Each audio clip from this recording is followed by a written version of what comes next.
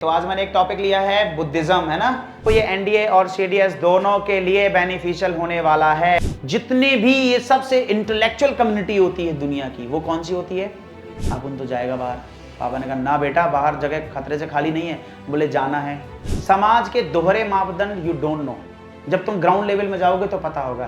पहले चीज तो पता कैसे चलता, इन्होंने उपदेश दिया तो धम्म चक्र प्रवर्तन कहलाया। बुद्ध के टाइम पे अगर पूरे भारत का सबसे पावरफुल कोई डॉक्टर था, वैद्य था, तो वो कौन था? जय हिंद कैडेट्स, कैसे हैं सभी? तो चलिए हिस्ट्री में दोबारा से रिवीजन स्टार्ट करें। ओके, तो आज मैंने एक टॉपिक लिया है बुद्धिज्म, है ना।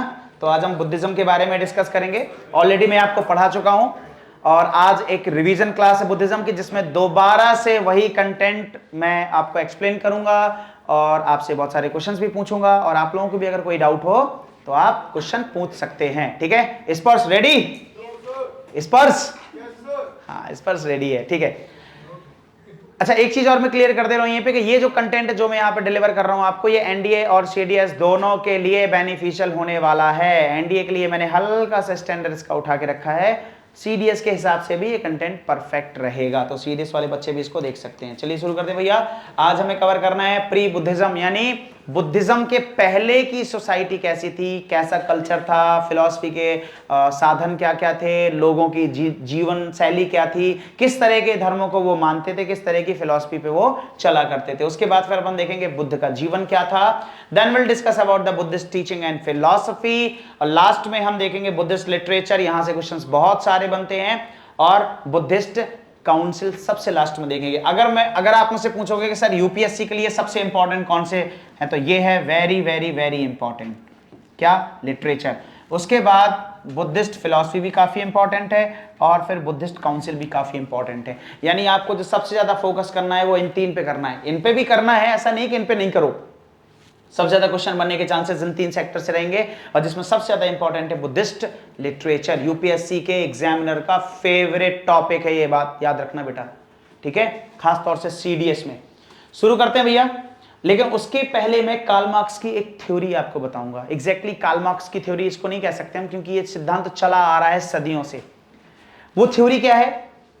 वो थ्योरी कुछ इस तरीके से है, ऐसे याद रखो कि आपको पता है। अच्छा, वर्ग संघर्ष का सिद्धांत आपको पता है? कम्युनिटी क्लासेस, चलो मैं समझा देता हूं। देखो, अभी वर्तमान सिनेरियो से अगर देखो तो एक होता है अपर क्लास, होता है, ध्यान से सुनना, अपर क्लास, फिर इसके बीच में होता है एक मिडिल क्लास, और फिर एक होता है लोअर क्लास। समझ गए नहीं? अपर क्लास जो है वो कैपिटलिस्ट क्लास, उसके पास पैसा बहुत ज्यादा है, वो मेहनत नहीं कर रहा है, उसके पास पैसा बहुत ज्यादा है, वो सिर्फ पैसे को लगा रहा है, उसके पास पैसा है, प्रॉपर्टी है, और वो पैसा लगा रहा है, उस पे काम कौन कर रहा है? Lower class, working class. Lower class क्या है बेटा? वर्किंग क्लास है। वो काम कर रहा है, मेहनत कर रहा है, और जितना भी प्रॉफिट मिल रहा है वो सारा का सारा किसको जा रहा है? अपर क्लास की जेब में जा रहा है। बात समझ में आई कि नहीं आई? अपर क्लास, अच्छा ये बात याद रखना कि लोअर क्लास को कंट्रोल कैसे कर रहा है अपर क्लास? मिडिल क्लास के थ्रू।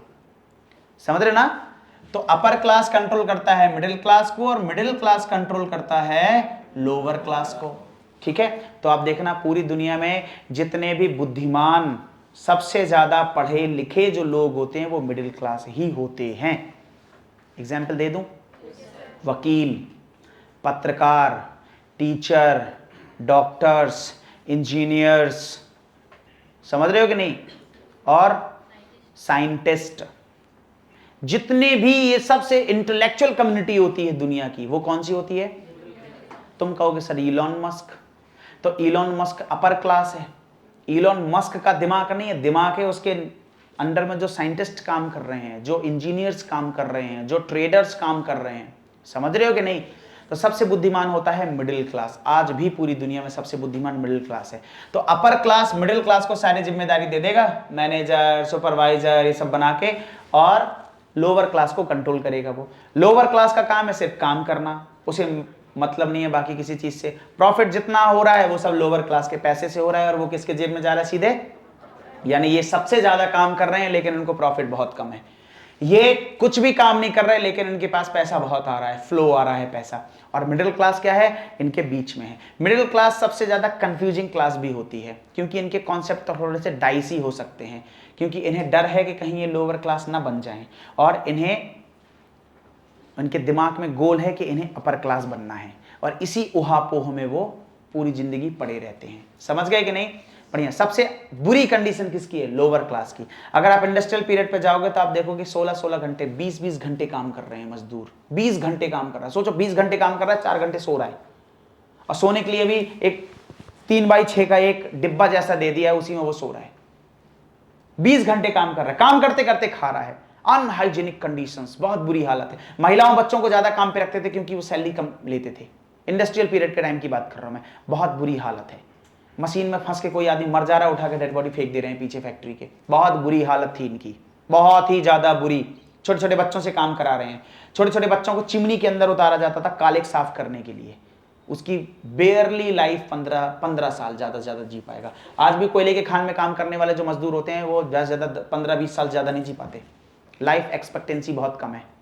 उनके फेफड़े सारे टोस्ट बन गए हैं, तार जम गया है उनके फेफड़ों में। समझ गए ना? बहुत बुरी कंडीशन इनकी, खाने के लिए नहीं, शिक्षा नहीं। आगे की जनरेशन वहीं पैदा हो जा रहे हैं, फैक्ट्री में ही बच्चे रह रहे हैं, वहीं देख रहे हैं काम, वहीं वो काम करने भी लग जा रहे हैं। बहुत बुरी हालत है इनकी।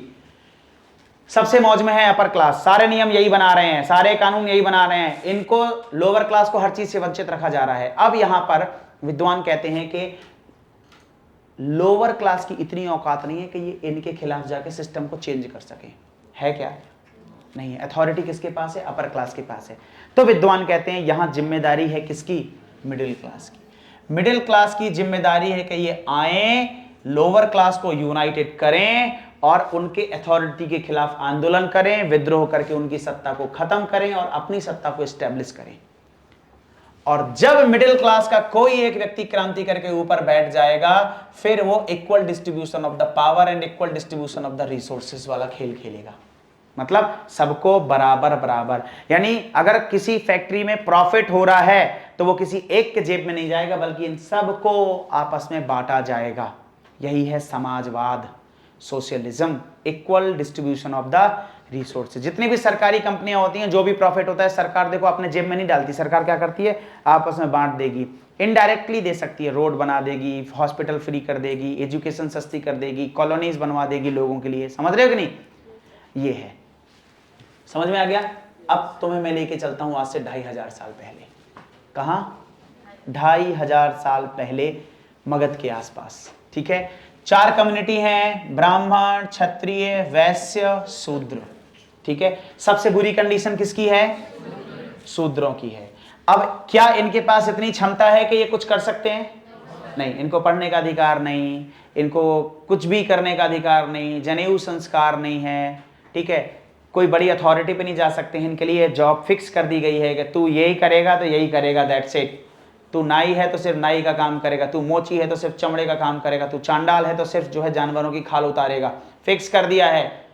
ठीक है? इनकी कोई रिस्पेक्ट नहीं सोसाइटी में। हुएंगसांग और फाहियान ने लिखा है अपनी किताब में कि चांडाल एक कम्युनिटी होती थी जिनको गांव के बाहर रहना होता था, नए कपड़े और नए बर्तन नहीं खरीद सकते थे, फेंके हुए बर्तन में ही सिर्फ खाना खा सकते थे। कपड़े सिर्फ और सिर्फ डेड बॉडी जलाने के पहले जब उसके कपड़े उतार देते हैं, सिर्फ डेड बॉडीज के कपड़े ही वो पहन सकते थे। ठीक है? मरे हुए जानवरों का मांस खाने के लिए मजबूर होते थे। शहर के अंदर जब वो आते थे तो क्लैपर्स करते हुए, ताली बजाते हुए, थाली बजाते हुए आते थे, ताकि लोगों को पता चले कि कोई शूद्र आ रहा है, कोई चांडाल आ रहा है, तो वो रास्ते से हट जाएं। रात में इन्हें घूमना अलाउ नहीं था। ठीक है? इनके गले में एक घड़ा लटका दिया जाता था ताकि जब ये बोलें तो इनके थूक के छींटे जमीन में गिर के जमीन को अपवित्र ना कर दें। इनके कमर में एक झाड़ू बांध दी जाती थी ताकि जब ये चले तो इनके पैरों के निशान मिटते जाएं। इतना टॉर्चर, इतना अत्याचार, लेकिन इनके अंदर इतनी कैपेसिटी नहीं है कि ये उसके खिलाफ आवाज उठा सकें। समझ रहे हो? तो विद्वानों के अनुसार किसकी रिस्पॉन्सिबिलिटी है क्रांति करना? Middle class. सबसे बुद्धिमान कौन है? Middle class. तो यहां मिडिल क्लास से प्यारे प्यारे 2 राजकुमार निकल के आई। एक का नाम था बुद्ध और एक का नाम था महावीर। और इन दोनों ने इस सत्ता को चुनौती दी, इन शूद्रों को, मिडिल क्लास को और लोअर क्लास को यूनाइटेड किया। नई विचारधारा, नई फिलॉसफी, नई सत्ता को एस्टैब्लिश किया जहां इक्वालिटी थी, सब बराबर, सब बराबर। पहले भी ऋग्वैदिक पीरियड में भी सब बराबरी थी, इक्वालिटी थी, लेकिन लेटर वैदिक पीरियड के बाद आते आते आते आते चीजें थोड़ी सी कैसी हो गई, रिजिड हो गई और हार्श हो गई। बात समझ में आई कि नहीं आई? इतिहास को कंपेयर करके पढ़ा करो आप लोग, आसानी से चीजें समझ में आएंगी। तो वही चीज अब आज हमें डिस्कस करनी है, ठीक है। प्री बुद्धिस्ट रिलीजन क्या है? देखो, वैदिक इन्फ्लुएंस है, यानी अभी बुद्धिज्म आया नहीं है, अभी बुद्धिज्म आएगा। तो बुद्धिज्म के आने के पहले भारत में क्या क्या चीजें मौजूद थी? Indian religious thought before Buddhism was shaped by only and only Vedas. Vedas, केवल वेद ही हैं। बुद्धिज्म के पहले अगर लोगों के पास कोई टेक्स्ट है, कोई किताबें हैं, कोई अथॉरिटी है जिससे इनकी आइडियाज, इनके थॉट शेप हो सके, तो वो सिर्फ और सिर्फ क्या माने जाते हैं? वेदास माने जाते हैं। इसमें भी मतभेद हैं इतिहासकारों में, लेकिन फिलहाल जो हमारे पास अभी सोर्सेज हैं एनसीईआरटी के माध्यम से, हम वही पढ़ रहे हैं, ठीक है।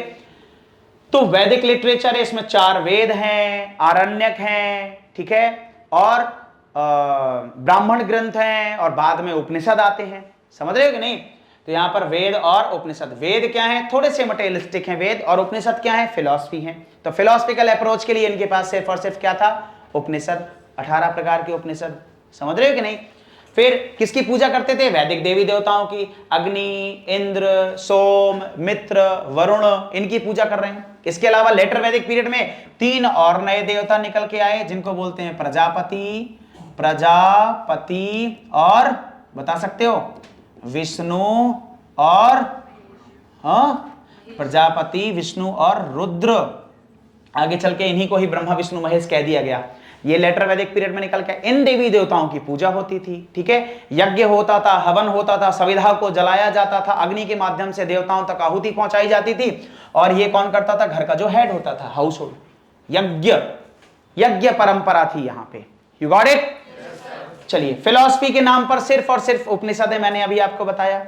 फिलॉसफी के नाम पर क्या है? उपनिषद, बृहदारण्यक उपनिषद, केनोपनिषद, प्रश्नोपनिषद, मांडूक्योपनिषद, मुंडकोपनिषद। समझ रहे हो कि नहीं? तो उपनिषद फिलॉसफी की बात करते हैं, कर्म की बात करते हैं, जन्म की बात करते हैं, मृत्यु की, पुनर्जन्म की बात करते हैं, ठीक है। किसी एक सुप्रीम अथॉरिटी को खोजने की बात करते हैं, ठीक है। उपनिषद कहते हैं कि गॉड इतना प्राइम है कि तुम्हारे उसे खुश करने से या दुखी करने से उसको कुछ फर्क नहीं पड़ता। तुम अपना काम करो और उसको जानो। समझ रहे हो कि नहीं? उपनिषद बहुत गहरी बात करते हैं। तो बुद्धिज्म के पहले जो फिलॉसफी स्टैब्लिश थी वो कौन सी थी? उपनिषद की फिलॉसफी थी। अब ये लोग ये वेद क्या डिस्कस कर रहा है? देवताओं की तारीफें कर रहा है। वेदास में क्या है? स्तुतियां हैं देवताओं की। इंद्र के बारे में, उसको खुश करने के लिए स्तुतियां हैं और उसकी तारीफें की गई हैं, मतलब वंदना की जा रही है। उपनिषद में क्या है? उपनिषद ईश्वर की बात करता है, लेकिन मटेरियलिस्टिक चीजें नहीं मांग रहा है कि भाई हमें खेत दे दो, हमें स्वस्थ पुत्र दे दो, हमें पशु दे दो, हमें धन दे दो, ये सब नहीं मांग रहा है। उपनिषद कह रहा है कि हमें बताओ जीवन क्या है, ठीक है। जीवन क्या है, आत्मा क्या है? What is the definition of the soul? न अंतः प्रज्ञम, न बहिः प्रज्ञम, नो भयतः प्रज्ञम, न प्रज्ञान घनम, न प्रज्ञम, न अप्रज्ञम। क्या है आत्मा? हमें नहीं पता। तो वो आत्मा की बात कर रही, कर्म की बात कर रहा है। वो ईश्वर की बात कर रहा है, तो ईश्वर के बारे में जानने की बात कर रहा है। ईश्वर क्या है उसकी डेफिनेशन दे रहा है। ईशम वस्विदम सर्वम यत् किंचित जगत्याम जगत। वो ये नहीं कह रहा है कि हमें हेल्थ दे दो, हम 100 साल तक जिए, हम युद्ध जीते, हमारे पास इतनी गायें हो जाएं, हमारे पास इतने पुत्र हो जाएं, हमारे पास इतनी संपत्ति हो जाए। वो मटेरियलिस्टिक नहीं है। तो वेदांत से उपनिषद तक की जो जर्नी है वो मटेरियल अप्रोच से फिलोसफिकल अप्रोच की जर्नी है। You got it? Upanishad philosophy के नाम पे हैं, जीवन का दर्शन, ठीक है। फिलोसफिकल ग्रोथ की बात करते हैं। इंटेलेक्चुअल एनवायरनमेंट है। बुद्धिज्म के पहले भी एनवायरनमेंट काफी इंटेलेक्चुअल था, यानी बुद्धिमान लोग डिस्कशन किया करते थे। वहां पर एक कुतागारशाला एक जगह हुआ करती थी। कुतागारशाला एक तिकोनी नुकीली झोपड़ी हुआ करती थी, जिसमें 2-3 लोग विद्वान बैठ के डिस्कशन किया करते थे और चारों तरफ लोग बैठ के उनको सुना करते थे। शास्त्रार्थ वाला कल्चर था। आज भी बुद्धिज्म में कुतागारशाला वाला कॉन्सेप्ट मौजूद है। बुद्धिज्म में कुतागारशाला होती है, घास फूस की झोपड़ी होती है और जिसमें विद्वान लोग बैठ के डिस्कशन किया करते हैं। तो डिबेट हुआ करता था। उस समय कितने संप्रदाय थे? 64 संप्रदाय मौजूद थे। उसमें आस्तिक भी संप्रदाय थे और नास्तिक संप्रदाय भी थे। आस्तिक संप्रदाय कौन कौन से थे? ब्राह्मण फिलॉसफी, ठीक है, वैदिक फिलॉसफी, ठीक है। अच्छा, नास्तिक संप्रदाय, नास्तिक दर्शन भी बहुत सारे थे बाद में, जैसे जैन, बौद्ध, चारवाक, आजीवक, संभवतः ये नास्तिक संप्रदाय हुआ करते थे। आजीवक नियतिवादी हुआ करते थे, वो कहते जो होना है वो होके रहेगा, तुम कुछ भी नहीं कर पाओगे, इसलिए जो चल रहा है चलने दो। चारवाक नास्तिक, वो कहते थे ईश्वर जैसी कोई चीज नहीं, हमें नहीं पता है कि नहीं है। चारवाक साफ साफ कहते थे, Charvaka philosophy pure and pure materialistic philosophy है। चारवाक कहते थे जो हमें आंखों से दिखाई दे रहा है वही सत्य है। चारवाक कहते थे कि मरने के बाद स्वर्ग है या नरक किसने देखा, क्या पता मरने के बाद जीवन का संपूर्ण अंत हो, इसलिए खूब ऐश करो, खूब मौज करो। चारवाक कहते हैं यावम जीवेत सुखम जीवेत ऋणम कृत्वा घृतम पिबेत, जब तक जियो सुख से जियो, चाहे कर्जा लेके घी पियो। बुद्धिज्म बड़ा बैलेंस चलता है इन सब के बीच में, बहुत बैलेंस होके चलता है। तो 64 संप्रदाय थे, स्कूल ऑफ थॉट थे, और इन संप्रदायों के बीच में डिस्कशन होता था, डिबेट होता था। और इसके डिबेट के भी नियम थे कि जो डिबेट हार जाता था वो शिष्य बन जाता था जीतने वाले का। और आगे चल के फिर जब बुद्ध बैठेंगे ना कुतागारशाला में, अच्छों के पसीने छुड़ा देंगे बुद्ध। एक से एक बड़े से बड़े फिलोसफर टिक नहीं पाते, 2 मिनट भी नहीं टिक पाते बुद्ध के सामने। दूसरे मिनट वो तुरंत हाथ जोड़ के कर देता, बुद्धम शरणम गच्छामि, धम्मम शरणम गच्छामि। इतना बेहतरीन तर्क, इतना बेहतरीन लॉजिक, इतनी रिच फिलॉसफी है बुद्धिज्म की फिलॉसफी बेटा, ठीक है। तो कुतागारशाला ये याद रखना, एक घास फूस की झोपड़ी होती है जिसमें डिस्कशन करते हैं कुछ इंटेलेक्चुअल्स। तो माहौल काफी इंटेलेक्चुअल्स था, यानी लोगों को समझ थी, दर्शन की समझ थी। मर्चेंट का सपोर्ट बुद्धिज्म को मिला। मर्चेंट का सपोर्ट बुद्धिज्म को क्यों मिला? बुद्धिज्म जब आया तो इनका सपोर्ट इसलिए मिला क्योंकि वैदिक रिचुअल्स बहुत ही ज्यादा महंगे और कॉम्प्लिकेटेड हो गए थे। सबसे अमीर लोग यही थे, ठीक है, सबसे अमीर लोग यही थे। सबसे अच्छा खाना खा रहे हैं यही लोग, वैश्य। सबसे अच्छा गाड़ी घोड़ा इन्हीं के पास है, सबसे अच्छे घर इन्हीं के पास है, सबसे अच्छे कपड़े इन्हीं के पास है, सबसे लग्जरी लाइफ कौन जी रहा है? वैश्य। लेकिन समाज में उनका दर्जा कौन सा? तीसरा, सबसे मतलब निचले से थोड़ा सा ऊपर, शूद्रों के जस्ट ऊपर। तो इन्हें बुरा लगता था कि समाज में हमको वो चीजें नहीं देते। हम इकोनॉमिकली बहुत ज्यादा स्ट्रांग और प्रॉस्पर हैं, बहुत ज्यादा प्रॉस्पेरिटी हमारे पास, लेकिन सोशल स्टेटस हमारा बहुत कम है। समझ रहे कि नहीं? इसीलिए ये लोग थोड़े से खिन्न रहते थे। धार्मिक कर्मकांड इतने कॉम्प्लिकेटेड थे, इतने टाइम टेकिंग थे कि क्या पता आपको 3-3 दिन तक सविधा देते रहना है, यज्ञ के सामने बैठकर हवन करते रहना है। इनके पास टाइम नहीं है, मर्चेंट क्लास है भाई, ये पैसा बहुत जा रहा है, बहुत पैसा जा रहा है, उसका अल्टरनेटिव इन्हें ढूंढना था। और अल्टरनेटिव इनको कहां मिल गया बेटा? बुद्धिज्म और जैनिज्म में मिल गया। समझ गए? इसलिए मर्चेंट और ट्रेडर क्लास का सपोर्ट जैनिज्म में मिल गया, क्योंकि बहुत ज्यादा रिचुअल्स नहीं है बुद्धिज्म जैनिज्म में, बहुत ज्यादा कर्मकांड नहीं है, बहुत लंबे प्रोसेस नहीं है, यज्ञ वज्ञ व्रत ये वो सब नहीं है। उन्हें लगा ये बढ़िया है यार, बस जाना है बुद्ध के पास, बैठना है 5 मिनट, बुद्धम शरणम गच्छामि करना है, नमस्कार करना है, बढ़िया। तो मर्चेंट यानी हिंदुस्तान की सबसे रिच क्लास का सपोर्ट मिल गया किसको? बुद्धिज्म और जैनिज्म को। भंडार खाली कर दिए बुद्धिज्म के सामने, यहां पर फायदा मिला बुद्धिज्म को। You got it? ठीक है। मास का मतलब है भीड़ कैसे अट्रैक्ट हुई बुद्धिज्म से या जैनिज्म से। हालांकि मैं बता रहा हूं बुद्धिज्म के बारे में, लेकिन ये सारे के सारे रीजन जैनिज्म के लिए भी हैं, याद रखना। भीड़ कैसे अट्रैक्ट हुई? भीड़ के अट्रैक्ट होने का जो कारण था वो ये था बुद्ध की भाषा शैली। बुद्ध ने दुनियादारी की बात नहीं करी। बुद्ध ने ये नहीं कहा कि ये हो जाएगा फिर वो हो जाएगा, फिर तुम ऐसा करोगे फिर स्वर्ग में जाओगे फिर नरक में जाओगे, फिर ये होगा, ऐसा नहीं करोगे। डर वाली कोई बात नहीं। बुद्ध ने कहा सत्य को जानो, सिर्फ दैट्स इट। नहीं जान पा रहे हो, जानने का प्रयास करो। बुद्ध ने अपनी भाषा को यूज किया आम आदमियों की भाषा में, पाली भाषा में। आम आदमियों को सीधे सीधे समझ में आई, सीधे सीधे समझ में आई। बुद्ध कहानियों के माध्यम से लोगों को सिखाते थे। बुद्ध ये नहीं बताते थे कि झूठ बोलना पाप है क्योंकि किताब में लिखा है। बुद्ध बताते थे झूठ बोलना पाप क्यों है। एक बार की बात है, एक गांव में एक चरवाहा रहा करता था और वो बेवजह कई बार गांव के बीच में चिल्ला के कहता था भागो भागो, भेड़िया आया, भेड़िया आया, भेड़िया आया। और सारे गांव के लोग अपने अपनी भेड़ों को बचाने के लिए लाठी डंडे लेके आ जाते थे। और जब सारे लोग आ जाते तब वो हंसता था, अरे तो झूठ बोला था मैंने, झूठ बोला था।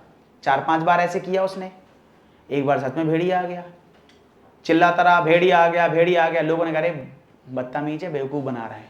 आए नहीं लोग, खा डाला भेड़ों को, आदमी को खा डाला। तो बुद्ध ने कहा समझ में आया झूठ क्यों नहीं बोलना चाहिए? लोगों ने कहा हाँ, नुकसान होता है। आदमी के बिल्कुल एकदम सीधे सीने में गई बात, और ये बहुत बढ़िया बताया इसने। उन्होंने कहा किताब में लिखा है, ये नहीं बताया किताब में लिखा है इसलिए झूठ मत बोलो, ये बताया झूठ मत बोलो क्योंकि तुम्हारा नुकसान होगा। प्रूव करके बता दिया कहानी के माध्यम से। बाद में इन सारी कहानियों को, लगभग 550 कहानियों को इकट्ठा किया गया और एक किताब बनाई गई जातक। बुद्ध बिल्कुल प्रैक्टिकल चल रहे हैं। You got it? बुद्ध का IQ 200 से प्लस तो रहा होगा कम से कम। जबरदस्त आदमी, आदमी अट्रैक्ट हो गया। दुनिया भर के व्रत उपवास ये सब नहीं बता रहे हैं, ठीक है। यही थोड़ा सा मतभेद है वैदिक फिलॉसफी में और बुद्धिज्म में, ठीक है। तो इस वजह से लोग थोड़ा सा अट्रैक्ट हो गए। इन्होंने वर्ण सिस्टम को रिजेक्ट कर दिया। उन्होंने सीधे सीधे कहा कि जब प्रकृति ने तुम्हें स्वतंत्र पैदा किया है तो कोई और कौन होता है तुम्हें गुलाम बनाने वाला? तुम क्या जंजीरों में बंधकर पैदा हुए थे? बुद्ध ने साफ साफ कहा कि जब ये हवा भेदभाव नहीं करती है, जब सूरज की रोशनी भेदभाव नहीं करती है, जब बारिश भेदभाव नहीं करती है, तो तुम कौन होते हो भेदभाव करने वाले? अगर भेदभाव सच में प्रकृति ने बनाया होता तो फिर हवा, बारिश और धूप भी भेदभाव करती। उन्होंने कहा सारे वर्ण समान हैं, चाहे वो ब्राह्मण हो, चाहे वो वैश्य हो, चाहे वो शूद्र हो या क्षत्रिय हो, सब समान है। और इसलिए जितने भी नॉन ब्राह्मणिकल ग्रुप थे वो सारे के सारे बुद्धिज्म की तरफ अट्रैक्ट हुए। बात समझ में आई? चलो, तो कौन है ये आदमी जिसने तहलका मचा रखा है? कौन है ये आदमी जिसके मरने के बाद महाजनपदों के राजा अपनी अपनी सेना लेके आ गए कि इसकी राख हमें दे दो? कौन है वो आदमी जिसके लिए पागल हो गए सारे के सारे राजा? आदमी पागल है, उसके मरने के बाद भी पागल है। अब मरने के बाद पागलपन ज्यादा बढ़ा। मरने के बाद बुद्धिज्म बहुत ज्यादा फेमस हुआ, इतना फेमस हुआ, इतना फेमस हुआ कि शायद कोई धर्म इतना बड़े लेवल पे फेमस हुआ हो। ईसा के पहले की बात कर रहा हूं मैं। कौन है वो आदमी? कुछ तो होगा उसमें। एवं नहीं लाइट ऑफ एशिया कहा जाता है बुद्ध को, एवं नहीं भारत की धरती को बुद्ध की धरती कहा जाता है। हमारे प्रधानमंत्री जी जापान जा रहे हैं या किसी विदेश दौरे में जा रहे हैं, एड्रेस किया जाता है, ठीक है, prime minister from the land of Buddha. कुछ तो होगी बात, उसके बारे में पढ़ते हैं थोड़ा सा। जन्म कहां हुआ था? कनौजी। कनौजी भाई, जन्म कहां हुआ था इनका? लुम्बिनी में। कब हुआ था? ज्यादातर सोर्सेस से जो हमें सबसे जो ऑथेंटिक जो डेट मिलती है वो हम ये मानते हैं, एनसीईआरटी ये कंसीडर करती है, इसलिए मैं भी ये कंसीडर कर रहा हूं। अलग अलग सोर्सेस में अलग अलग डेट लिखी हुई है। 563 BC लुम्बिनी, नेपाल में इनका जन्म हुआ था। शाक्य कुल में, शाक्य क्षत्रिय फैमिली के थे, आपको पता है लिच्छवी के साथ ये मिलके एक वज्जी संघ बनाते थे। शाक्य वज्जी संघ का ही हिस्सा था, ठीक है। और कपिल वस्तु जो है इनकी संभवतः राजधानी थी। इनके पिता का नाम था शुद्धोधन, जो इलेक्टेड रूलर थे। As I told you early that Vajji was a republic. You got it? तो शुद्धोधन जो थे एक इलेक्टेड रूलर संभवतः थे, और इनकी पत्नी, शुद्धोधन की पत्नी यानी सिद्धार्थ की माता महामाया, ये कोलीय वंश की राजकुमारी थी। इन्हीं की एक छोटी बहन भी थी जो बुद्ध की सौतेली मां भी थी, जिनका नाम था महाप्रजापति गौतमी, ठीक है। तो महामाया के मृत्यु के बाद प्रजापति गौतमी ने ही बुद्ध का लालन पालन किया और उन्हें बहुत ज्यादा प्रेम दिया, और इसीलिए उनके ही नाम पर इनका नाम गौतम पड़ा। और क्योंकि ये शाक्य कुल में पैदा हुए थे इसलिए इनको शाक्य मुनि कहा गया। क्या कहा गया बेटा? शाक्य मुनि कहा गया। बात समझ में आ गई? बढ़िया। एडविन अर्नोल्ड एक भाई साहब हैं, आप लोगों को कभी मौका मिले तो इस किताब को पढ़िएगा। एडविन अर्नोल्ड, इन्होंने एक किताब लिखी बुद्ध के ऊपर, लाइट ऑफ एशिया। और ये किताब कहां से लिखी गई, इसका रेफरेंस क्या था? इस किताब का रेफरेंस था ललित विस्तार सूत्र। ललित विस्तार सूत्र क्या है? बुद्ध की लीलाओं का वर्णन है इसमें। बुद्ध की लीलाओं का वर्णन है। इसी किताब के रेफरेंस ले लेके उन्होंने एक बुक लिखी जिसका नाम है लाइट ऑफ एशिया। और फिर आगे चल के बुद्ध फेमस हुए लाइट ऑफ एशिया के नाम पे। बुद्ध को कहा जाता है एशिया का ज्योतिपुंज, एशिया का प्रकाश। हुआ क्या था कि जब ये बुद्ध पैदा हुए तब एक ऋषि थे जिनका नाम था असित ऋषि। बोर तो नहीं हो रहे हो? पक्का? अरे वाह स्पर्श भाई। जब बुद्ध पैदा हुए तब एक असित मुनि थे, उन्होंने भविष्यवाणी की कि ये क्या बनेंगे, बहुत बड़े सन्यासी बनेंगे जो अपने ज्ञान से पूरी दुनिया को ढक देंगे। और शुद्धोदन ये चाहते नहीं थे कि ये सन्यासी बने, ऐसा कथाओं में मिलता है, ठीक है। फिर शुद्धोदन ने पूरी कोशिश करी बुद्ध को बिगाड़ने की कि इसको गलत रास्ते पर चला दो, सन्यासी बन ही ना पाएंगे। लेकिन उन्हें ये नहीं पता था कि अपोजिट अट्रैक्ट्स, समझ रहे हो, कंट्रास्ट हो जाएगा। सबसे दुनिया की अच्छी चीजें सबसे बुरी चीज होने के बाद ही होती हैं। जैसे अशोक ने बुद्धिज्म अपनाया, कब, जब वो अपने हिंसा के पीक पर पहुंच गया, ठीक है। जब आप बुराई की हद तक पहुंच जाते हैं, then you will realise the value of truth, value of goodness. तो ये शुद्धोदन को नहीं पता था।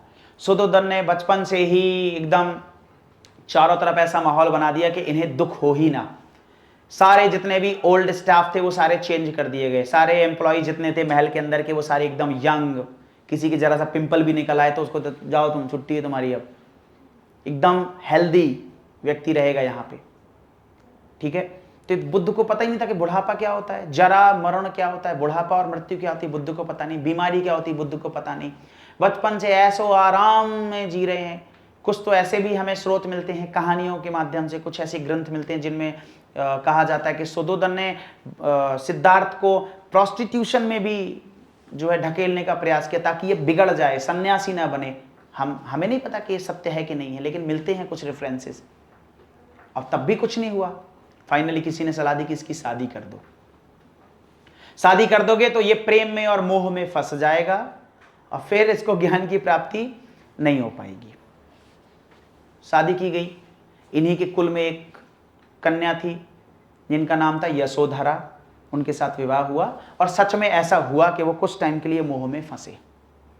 लेकिन ऐसा कहा जाता है, according to this particular book, ऐसा कहा जाता है कि इनके एक वादिका थी जो वीणा बजाने वाली थी, जिसका नाम था चित्रा, और वो गाने सुनाया करती थी, कहानियों को सुनाती थी गाने के माध्यम से। और बुद्ध को उसमें कहानियां में वो कई बार लाइन आती थी कि एक ऐसी जगह है जहां सूरज डूबता है, एक पहाड़ के बीच में एक मैदान है हरा जिसमें घोड़ा दौड़ रहा है। तो बुद्ध इमेजिन करते थे कि ऐसा कुछ भी होता है क्या, वो कौन सी जगह है जहां सूरज डूबता है, मुझे देखना है जाके। उन्होंने पापा से कहा कि पापा अब तो जाएगा बाहर। पापा ने कहा ना बेटा, बाहर जगह खतरे से खाली नहीं है। बोले जाना है। बोले अच्छा रुक जाओ, तो अभी नहीं, अगले संडे को जाएंगे। तब तक शुद्धोदन ने कहा कि पूरे नगर को एकदम रगवा दो, पुतवा दो, सड़कें पक्की करवा दो, जितने भी बुढ़े हैं सबको शहर के बाहर फिकवा दो, सारी डेड बॉडीज को डस्ट अंडर द कारपेट कर दो। समझ रहे हो ना? हाँ, यही किया। अब गए और देखा चारों तरफ एकदम सब घर सजे हैं फूल मालाओं से, फूल ही फूल बिछे हुए हैं, सब लोग खुश हैं, एकदम यंग लोग तालियां बजा के स्वागत कर रहे हैं सिद्धार्थ का। सिद्धार्थ कह रहा है यार चित्रा झुट्टी, ये तो कुछ भी नहीं दिख रहा जैसा तूने मुझे बताया था। अब बुद्ध को लगा कुछ गड़बड़ है, आ गए, मन नहीं माना। इनका एक सारथी था जिसका नाम था चन्ना, ठीक है, चान कहीं कहीं इसका नाम आता है, कहीं कहीं चाना इसका नाम आता है। तो उससे कहा कि यार सुनो, तुम शाम को आ जाओगे क्या मेरी खिड़की के नीचे? बोले क्यों? बोले मैं यहाँ से कुछ नहीं, वो यशोधरा की साड़ी ऐसे बांध के और धीरे से उतर जाऊंगा और तुम अपना रथ लगा देना, फिर निकलेंगे अपन लोग, बढ़िया बंक करेंगे। क्या बंक करेंगे? Class bunk? नहीं नहीं, हाउस बंक करेंगे। चन्ना कह रहा है नौकरी चली जाएगी मेरी। बोले अरे मैं हूं ना, क्यों परेशान है, मैं हूं ना। चन्ना ने कहा ठीक है, आ गया। सिद्धार्थ जो है आए, चुपके से निकले और निकल गए चन्ना के साथ, भेष बदल के गए। और चन्ना से कहा चन्ना हम लगता है दूसरे शहर में आ गए। चन्ना कह रहा नहीं नहीं वही है। कह रहा ना ये है ही नहीं वो, यहाँ तो बढ़िया इतना रंग बिरंगा सजा हुआ था, सब कुछ साफ साफ पड़ा हुआ था। ये कह रहे ये वही है, माना करो। तब रियलाइज हुआ बात तो सही कह रहा है चन्ना। गए, 4 साइन दिखे बुद्ध को, बुद्ध ने कभी देखे ही नहीं थे। देखा तो एक लकुटिया को टेकते हुए एक बुढ़ा यूं यूं यूं यूं चला आ रहा है धीरे धीरे से। एंड बुद्ध तो सिद्धार्थ का नहीं, ये कौन एलियन है, कभी बुढ़ा आदमी देखा ही नहीं उन्होंने। चन्ना ये कौन है? अरे सर ये होमो सेपियंस है। क्या बात कर रहे हो, होमो सेपियंस है? हाँ ऐसा तो मैंने देखा ही नहीं। अरे बोले तुमको कुछ नहीं पता सर, ये जब आदमी बुढ़ा हो जाता है तो ऐसा हो जाता है, झुर्रियां उरियां लटक जाती हैं, ऐसे चलने लगता है, कमर झुक जाती है, बोल नहीं पाता है, बाल सफेद हो जाते हैं। सिद्धार्थ क्यों, क्या बात कर रहे हो? बोले हाँ मैं भी ऐसा हो जाऊंगा। यस, यशोधरा भी ऐसी हो जाएगी। यस, शुद्धोधन पापा जी हो नहीं जाएंगे, वो हैं, वो डाई लगाए रहते हैं, तुमको पता नहीं है, हेयर कलर लगाए रहते हैं। दिमाग खराब हो गया सिद्धार्थ का। बोले दिमाग मेरा खराब हो रहा है। आगे बढ़े, अब रोने की आवाज सुनाई दी। बुद्ध उतरे तुरंत रथ से और देखा रोने की आवाज कहां से आ रही है।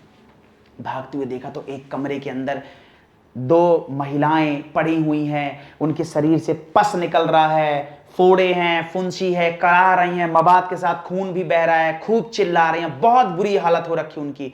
चन्ना आया पीछे पीछे भागते हुए, कहे मालिक कहाँ जा रहे हो, इन्फेक्शन हो जाएगा, इधर आ जाओ, मास्क भी नहीं लगाए हो। सिद्धार्थ ने कहा पहले बताओ ये इनको क्या हुआ है। बोले साहब ये बीमार है। बीमार क्या होता है? बीमार होता है कि आदमी डिजीज हो जाता है, उसके अंदर वायरस बैक्टीरिया आ जाते हैं, इन्फेक्शन हो जाता है, जर्म्स आ जाते हैं, डिटॉल से नहीं धुलता है वो हाथ अपने। ने कहा ये अच्छा, मतलब डिटॉल नहीं थी उस टाइम, सच में मत मान लेना, कनौजी सच में मान रहा है कि डिटॉल बहुत पुराना ब्रांड है इसका मतलब ऐसा नहीं है। दिमाग खराब करे, ये किसको होता है? बोले ये सबको होता है। तो ये मुझे भी होगा? यस तुम्हें भी होगा, जब आप बुढ़े हो जाओगे तो होगा। यशोधरा को भी होगा, हाँ। पापा को, उनको हुआ था एक बार बचपन में, मैंने देखा है। तुम्हारे सामने बने रहते हैं वो, तुम जानते नहीं हो। कभी जाना जब ड्यूटी खत्म हो पापा की, तब जाना पापा से मिलने शाम कमरे में, तब पता चलेगा तुमको बुढ़ापा क्या होता है। आगे गए, एक डेड बॉडीज कंधे पे चाल लो, नाम नाम सत्य है चले जा रहे हैं। एंड सिद्धार्थ से ये क्यों लेटा हुआ है? बोले सर ये वैलिडिटी खत्म हो गई इसकी। बोले ये क्या होता है? बोले कुछ होता है जो शरीर के अंदर होता है, पर निकल जाता है तो आदमी खत्म, मर जाता है। बोले तो क्या मतलब ये सबको होता है? बोले सबको होगा, एक टाइम ऐसा आएगा, लेकिन उसके आने के पहले ये दोनों चीजें जरूर आएंगी। कई बार ये बिना आए भी ये हो जाता है। अब इतना कॉम्प्लिकेटेड, उनको समझ में नहीं आ रहा, करे क्या कह रहे हो? बोले हाँ यशोधरा भी जाए, फिर क्या करेंगे इसका? यशोधरा मरेगी तो? बोले जाएंगे जला देंगे।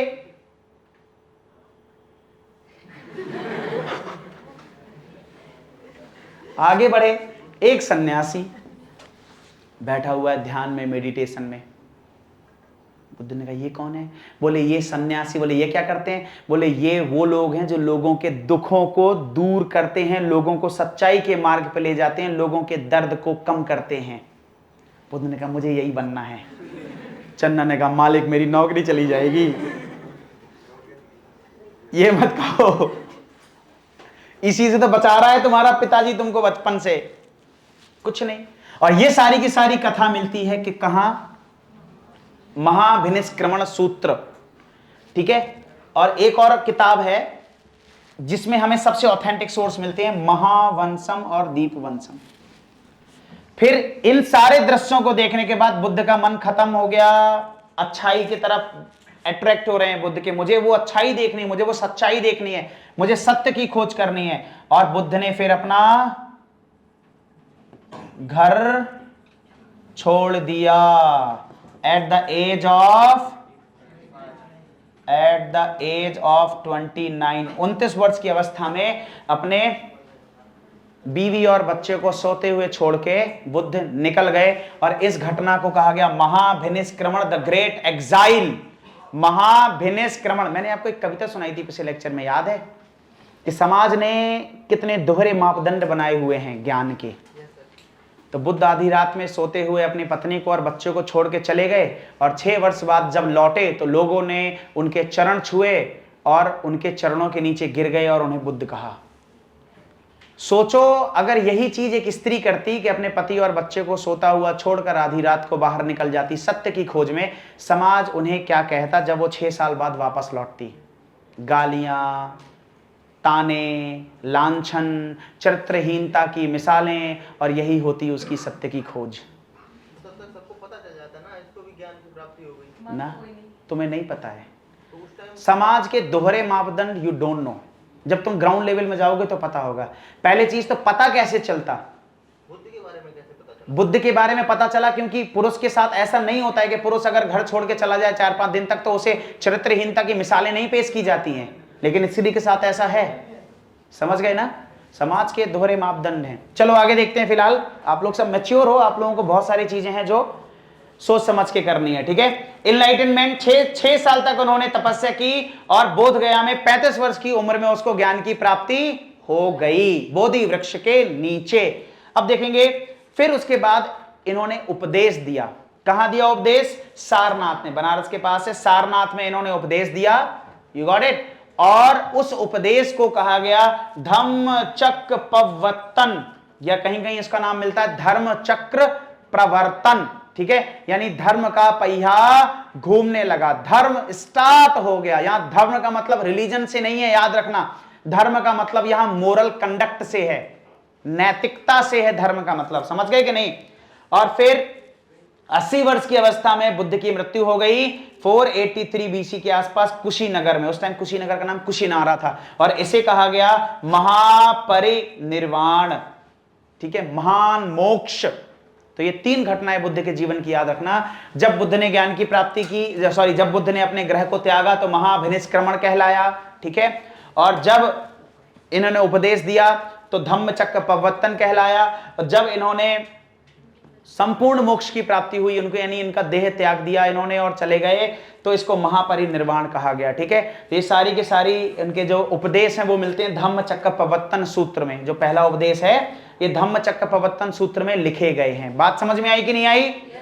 बढ़िया। अच्छा, ये सारी की सारी जो क्रोनोलॉजी है ये हमें पता चलती है 2 किताबों से। सिंघलीज टेक्स्ट बुक है। सिंघल मतलब, सिंघल एक जगह का नाम है श्रीलंका में, ठीक है। तो श्रीलंका की 2 किताबें हैं, ठीक है। कहीं कहीं सीलोनियन बुक लिखा रहता है इनमें, सीलोनियन बुक्स। अशोक के बेटे और बेटी थे ना, महेंद्र और संघमित्रा, वो जब श्रीलंका के दौरे पर गए थे तब उन्होंने 2 किताबें दीपवंशम और महावंशम को कंपाइल करवाया था। उसमें हमें बुद्ध की जीवन की क्रोनोलॉजी देखने के लिए मिलती है। समझ गए? चलो, बुद्ध के बेटे का नाम था राहुल। और बुद्ध जब घर को छोड़कर गए, ठीक है, जिस समय वो जिस घोड़े में बैठे हुए थे उस घोड़े का नाम था कंथक। क्या नाम था? कंथक नाम था उनका। और जब गए तो सबसे पहले जो शिष्य मिले इनको, सबसे पहले जो गुरु मिले इनको, उनका नाम था अलार कलाम। तो बुद्ध के पहले गुरु कौन है? अलार कलाम। और अलार कलाम ने इन्हें दी सांख्य दर्शन की शिक्षा। किसकी? सांख्य फिलॉसफी, सांख्य दर्शन की शिक्षा प्राप्त करी। लेकिन बुद्ध और एडवांस चाहते थे। आगे अलार कलाम ने हाथ जोड़ लिए कि भाई मैं इतना यहीं तक सिखा सकता हूं, इससे आगे नहीं। बुद्ध ने कहा तो मुझे आता है सब। बोले आप जाइए कहां?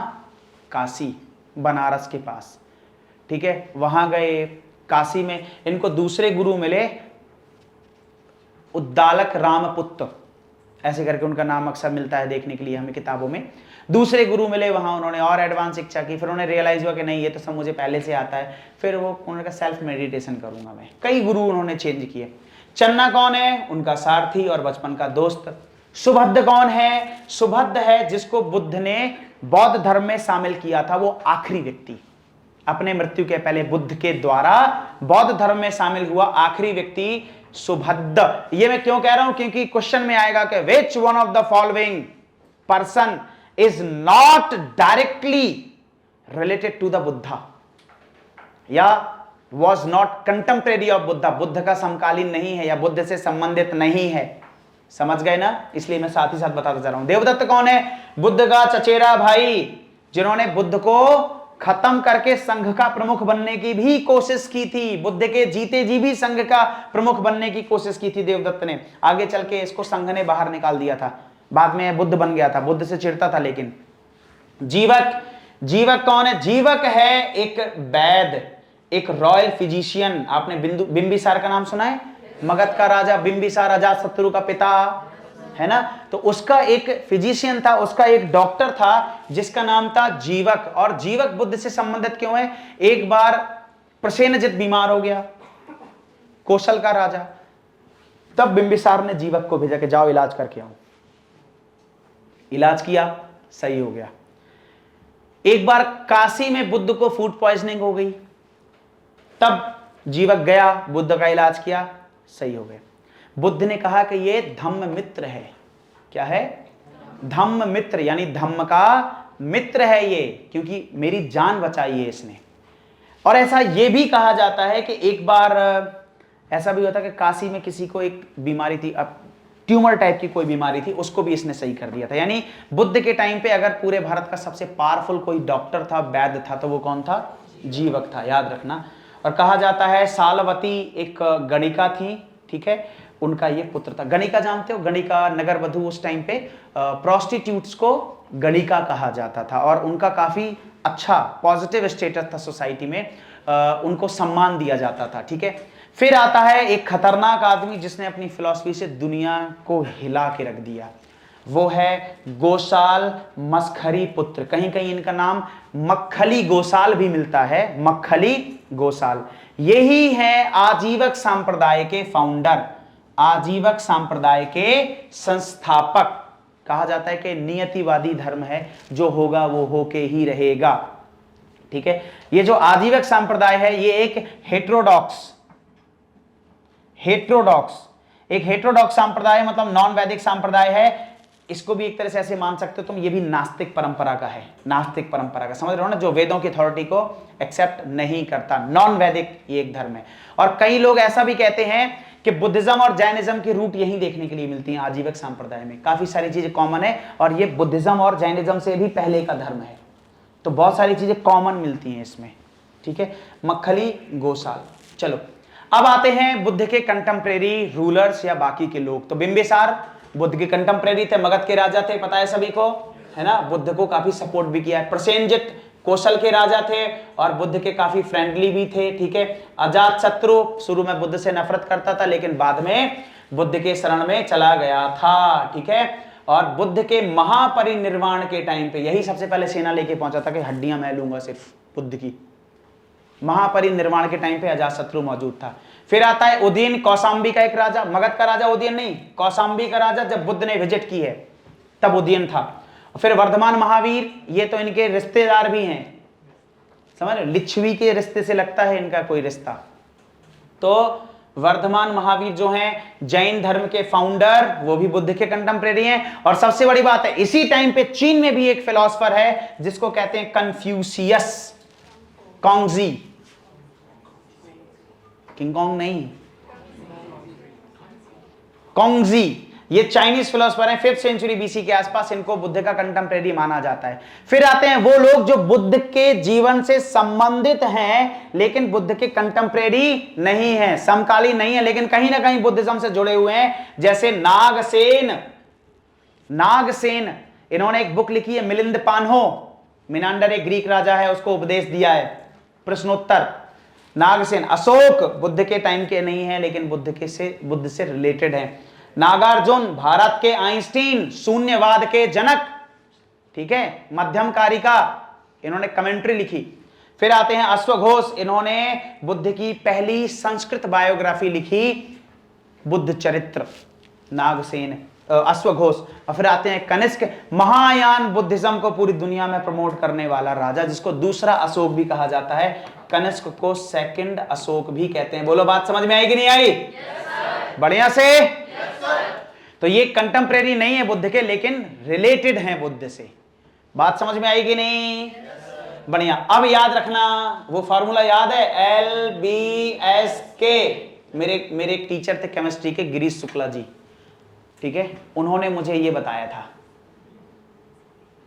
ऐसे कई बार होता नहीं, तुम लोग डिप्रेशन में चले जाते हो, चीजें याद नहीं हो रही होती हैं, तो फिर तुम जाते हो अपने गुरु के पास, सर बताओ सर बहुत डिप्रेशन से आ रहा है, कैसे पढ़ें, कैसे याद करें, भूल जाती हैं। तो फिर ऐसे ही मेरे साथ भी हुआ था। तो फिर उन्होंने बताया याद करो LBSK, 50 बार मेरे को बोला LBSK, LBSK 50 बार मैंने याद किया, याद हो गया। बोले सबसे पहले क्या होता है, जन्म होता है तो L से लुम्बिनी में जन्म हुआ, फिर जब जन्म हो गया तो ज्ञान प्राप्त करेगा, B से बोध गया में ज्ञान प्राप्त हुआ, फिर जब ज्ञान प्राप्त हो गया तो ज्ञान बांटेगा, S से सारनाथ में ज्ञान बांटा, उपदेश दिया, पहला उपदेश, और फिर जब ज्ञान मिल गया, ज्ञान बट भी गया, अब कुछ नहीं बचा, तो क्या करो, अब चले जाओ भाई दुनिया से। तो कैसे कुशीनगर में इनकी मृत्यु हो गई। तो लुम्बिनी का इनका बर्थ प्लेस है। 563 बीसी में इनका जन्म हुआ था। अशोक ने यहां अपने इंस्क्रिप्शंस लिखवाए थे, रुम्मिनी देई का इंस्क्रिप्शन और निगली सागर का इंस्क्रिप्शन, पिलर इंस्क्रिप्शन थे दोनों के दोनों लुम्बिनी में है, याद रखना, ठीक है। बोध गया, यहां निर्वाण की प्राप्ति हुई। निर्वाण का मतलब है ज्ञान, जीते जी निर्वाण, जीते जी ज्ञान की प्राप्ति हो गई इनको, enlightenment at the age of 35। Niranjana नदी के किनारे पीपल के वृक्ष के नीचे, जिसे बोधि वृक्ष कहा गया है। फिर यहीं पे महाबोधि टेम्पल भी बना है, महाबोधि टेम्पल। सारनाथ, जब बुद्ध मेडिटेशन कर रहे थे, तब इन्होंने अचानक से बीच में सब कुछ छोड़ दिया था, खाना पीना, कठोर साधना करने लगे। कई महीनों तक बिना खाए पिए थोड़ा थोड़ा जो मिल जाए बस वो खा पी के, पानी पी के काम चला रहे थे और मेडिटेशन कर रहे थे। अब सारे के सारे जो ऋषि मुनि इनके साथ मेडिटेशन कर रहे थे वो सारे अट्रैक्ट हुए। उन्होंने कहा यार ये बड़ी कठोर साधना कर रहा है ये लड़का, यार लगता है ये ज्ञान प्राप्त करके ही मानेगा। तो सारे लोग इनके शिष्य बन गए। लेकिन जब इन्हें लगा कि भूखे रहने से कुछ नहीं हो रहा, भूखे भजन न हो गोपाला, ये धरी कंठी ये धरी माला, कहा खाना शुरू कर दिया जाए। तो इन्होंने थोड़ा थोड़ा खाना शुरू कर दिया। तो इनके जो 5 शिष्य थे वो छोड़ के चले गए, कह रहे हैं बकवास आदमी है, तो खाना खा ले रहा है ये, छोड़ के चले गए। लेकिन जब उनको ज्ञान की प्राप्ति हुई तो बुद्ध पहुंचे सारनाथ, और वहीं पे वो 5 के 5 लोग थे, और देखा बोधि प्राप्त हो गई। तब आए हाथ जोड़ के, गलती हो गई अंकल जी, सॉरी माफ कर दो हमें। बुद्ध ने कहा बैठो। डियर पार्क में वहीं पत्थर के ऊपर बुद्ध बैठे। हिरन के लिए फेमस था वो जगह काफी ज्यादा, आज भी वहां पर हिरन है। 5 के 5 बैठे और वहां पर बुद्ध ने उपदेश दिया। ये धम्मचक्र मुद्रा, ये बुद्ध जब भी बताते थे तो उनका हाथ एक ऐसे रहता था, एक ऐसे रहता था, इस टाइप से। जब भी आप किसी को कोई चीज समझाते हैं तो अक्सर ऐसे करके समझाते हैं, आप समझ रहे हो ना, ये धम्मचक्र मुद्रा है, ठीक है। तो बुद्ध ने उपदेश दिया, सर्वम दुखम दुख समुदय दुख निरोध गामिनी प्रतिपदा। आगे बताऊंगा मैं इसका मतलब क्या है। तो इसको कहा गया धम्म चक्र प्रवर्तन, यानी धर्म का पहिया स्टार्ट हो गया। जैसे ही ये उपदेश बुद्ध ने दिया, यहीं से बुद्ध धम्म शुरू हो गया। पहले 5 शिष्य, आनंद, मुगलाना, अस्साजी, सारीपुत्ता और उपाली, ये 5 शिष्य बुद्ध के थे जिन्होंने बुद्ध ने सारनाथ में इन्हें उपदेश दिया। पहला उपदेश था, याद रखना, कुशीनगर। 80 वर्ष की अवस्था में कुशीनगर में बुद्ध को मृत्यु की प्राप्ति हुई, महापरिनिर्वाण हुआ इनका, ठीक है। 483 बीसी में। महाजनपद कौन सा है? मल रिपब्लिक, और यहां पर महापरिनिर्वाण टेम्पल भी बनाया गया है। बोलो बात क्लियर? कोई दिक्कत, कोई प्रॉब्लम, कोई समस्या? वेरी गुड, आगे बढ़े।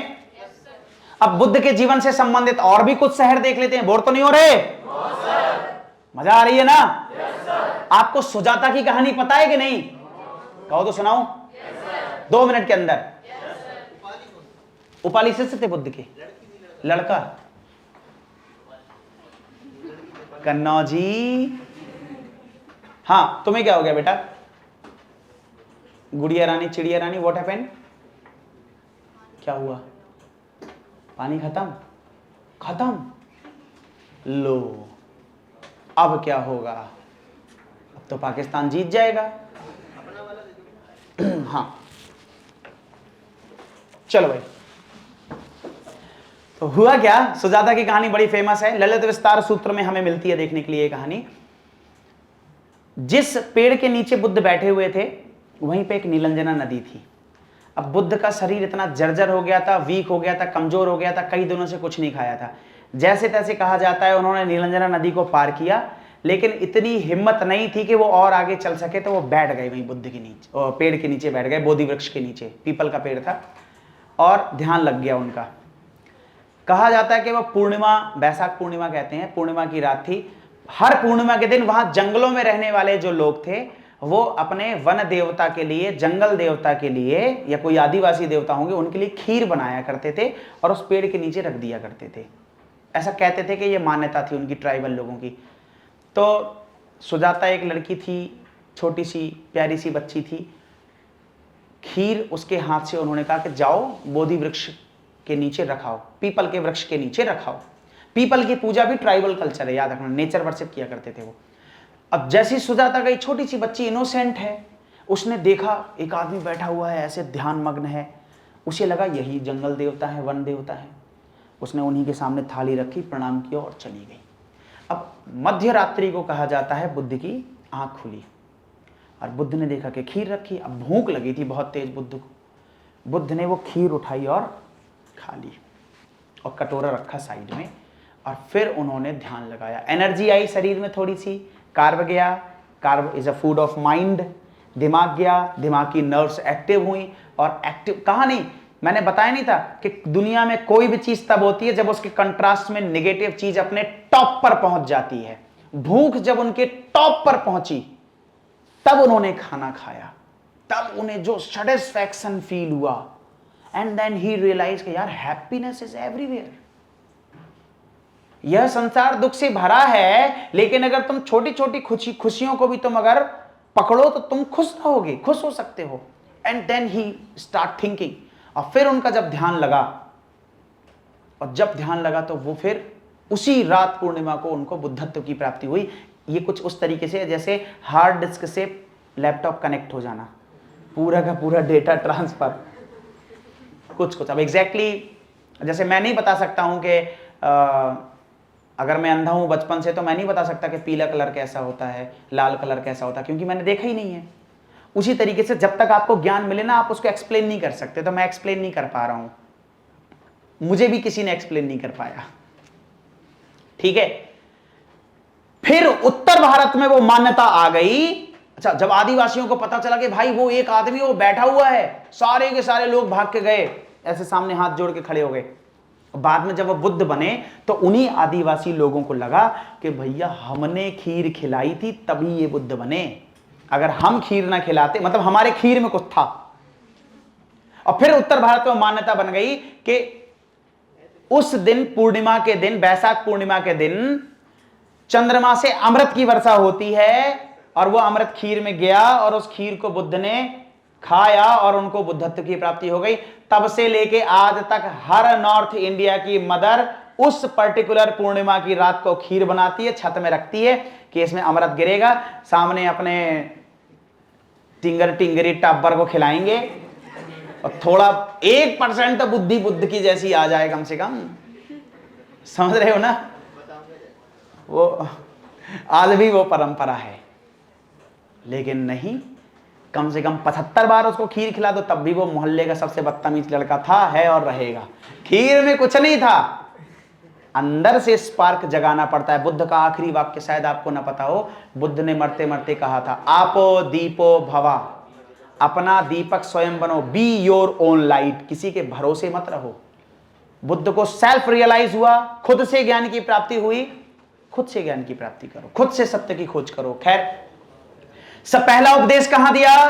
सारनाथ में। सबसे ज्यादा उपदेश कहां दिए? श्रावस्ती में।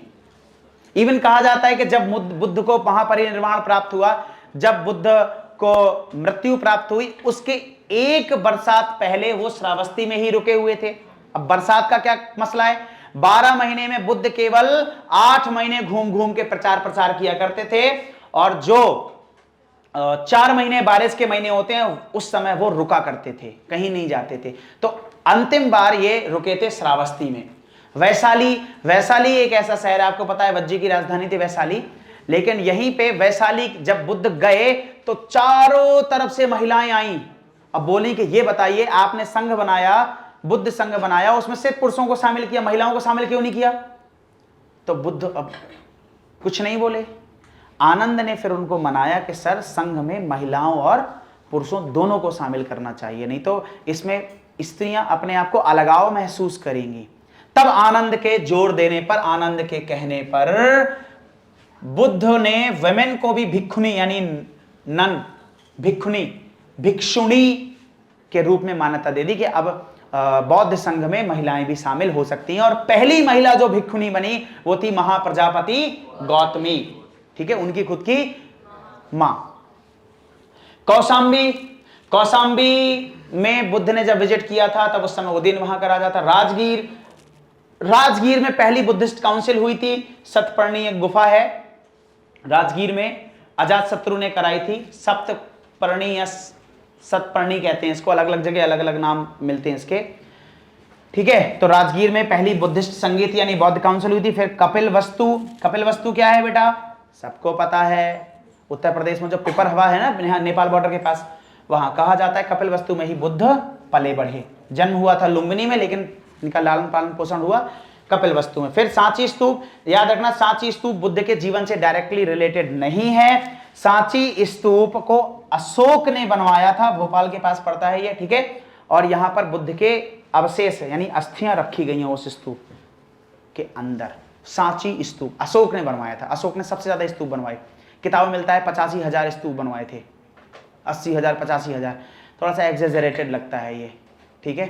उस हिसाब से तो फिर हर गांव में एक स्तूप होना चाहिए। बुद्धिस्ट टीचिंग, ठीक है, चलो बुद्धिस्ट टीचिंग देखते हैं क्या क्या है। सबसे पहले उन्होंने वैदिक अथॉरिटी को रिजेक्ट कर दिया, रिचुअल्स को रिजेक्ट कर दिया, ब्राह्मण सुपरमेसी को रिजेक्ट कर दिया। उन्होंने कहा कि कोई सुप्रीम नहीं है, कोई व्यक्ति जन्म से महान नहीं हो सकता। अगर वह महान हो सकता है तो कैसे हो सकता है, कर्म से, अपने मेरिट से, अपने ज्ञान से, अपने प्रज्ञा से महान हो सकता है, वो जन्म से महान नहीं हो सकता कोई भी, ठीक है। इसलिए उन्होंने वैदिक अथॉरिटी, रिचुअल्स और ब्राह्मण सुपरमेसी को रिजेक्ट कर दिया। बुद्धा डायरेक्टली स्टेट के इस दुनिया की कोई भी किताब किसी ईश्वर के द्वारा लिखी गई नहीं हो सकती है, समझ रहे हो ना, इसलिए उन्होंने इन सबको रिजेक्ट किया। इसके अलावा उन्होंने कहा कि social world as a human creation not divine, यानी कि अगर तुम्हारे जीवन में कुछ भी हो रहा है उसके जिम्मेदार तुम हो, कोई ऊपरी शक्ति जिम्मेदार नहीं है, समझ रहे हो कि नहीं। अगर तुम्हारे साथ कुछ भी हो रहा है तो तुम्हारे कर्म जिम्मेदार है। यहीं पे एक थ्योरी आती है बुद्धिज्म की जिसको कहते हैं प्रतीत समुत्पाद। प्रतीत समुत्पाद यानी आपके साथ जो भी हो रहा है कहीं ना कहीं उसके पहले क्या हुआ था वो जिम्मेदार है।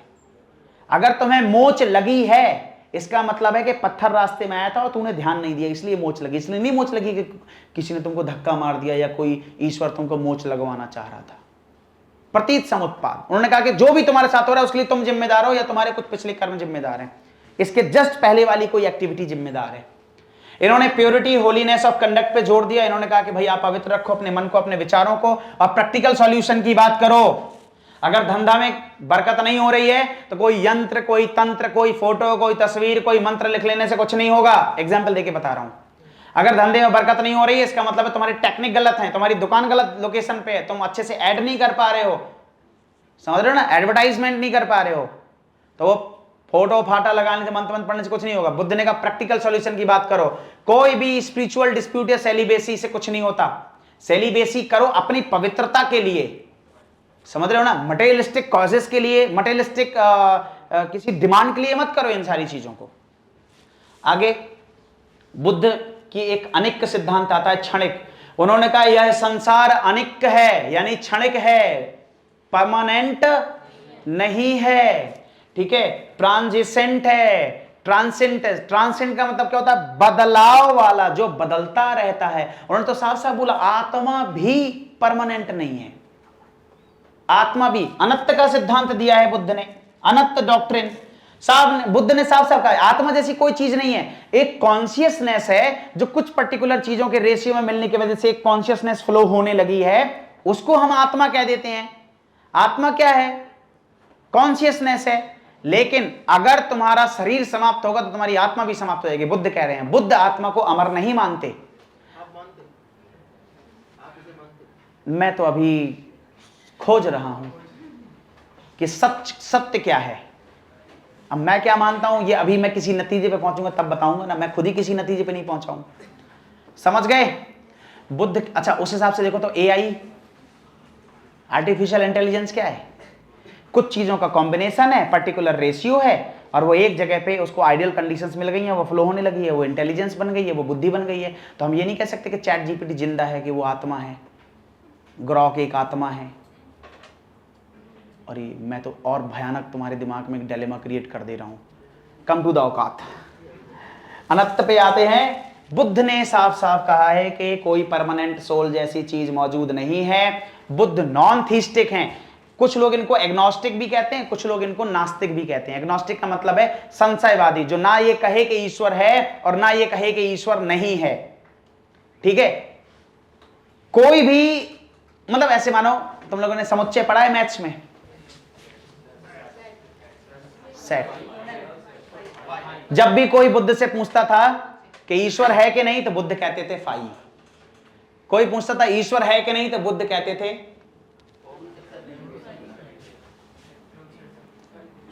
जब भी कोई तुम बुद्ध से पूछता था कि ईश्वर है कि नहीं तो बुद्ध कहते थे सींग वाले हॉर्स का सेट।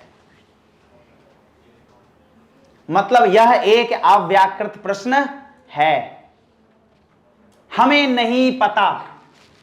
ठीक है, तो इसलिए कुछ लोग बुद्ध को क्या बोलते हैं, एग्नोस्टिक भी बोलते हैं। और लेकिन उन्होंने कुछ मामले में गॉड को डिनाई कर दिया है कि कोई एक सुपर, कोई एक ह्यूमन जैसा कोई एक फिगर ऊपर नहीं है जो सब कुछ चला रहा है। बुद्ध साफ साफ मना कर देते हैं इसके लिए। हाँ, कई बार ईश्वर के लिए बुद्ध ने डिनाई किया है, कई बार वो कहते हैं कि ये एक अव्याकृत प्रश्न है, क्या करोगे जान के, यह नहीं जाना जा सकता। समझ रहे हो? अदृष्टम, अव्यवहार्यम, अलक्षणम, अचिंत्यम, अग्राह्यम, फोर नोबल ट्रुथ। यही है वो जो 4 लाइनें जिनसे बुद्धि हिल गई थी उन 5 लोगों की, जो बुद्ध के पहले 5 शिष्य थे। बुद्ध ने कहा सर्वाम दुखम, यह संसार दुख से भरा हुआ है, सफरिंग इन द वर्ल्ड। दुख समुदय, दुख का कारण है इच्छाएं। दुख निरोध, इच्छाओं को समाप्त करके दुख को सीज किया जा सकता है, समाप्त किया जा सकता है। और दुख निरोध गामिनी प्रतिपदा, और दुख को समाप्त और इच्छाओं को समाप्त करने के लिए एक रास्ता है। और वो रास्ता क्या है? वो रास्ता है अष्टांगिक मार्ग, 8 फोल्ड पाथ। ये जो सब कुछ लिखा हुआ है ना, ये सब किसमें लिखा हुआ है? क्वेश्चन आएगा यहां से, वहीं पे तुरंत टेम्परेरी डेड हो जाओगे तुम अगर क्वेश्चन आ गया कि धम्म चक्र प्रवर्तन सूत्र के हिसाब से निम्नलिखित में से कौन सा स्टेटमेंट सही है, वहीं temporary dead. I am talking to you. सुन रहे हो? तुम्हारे बगल में। हाँ,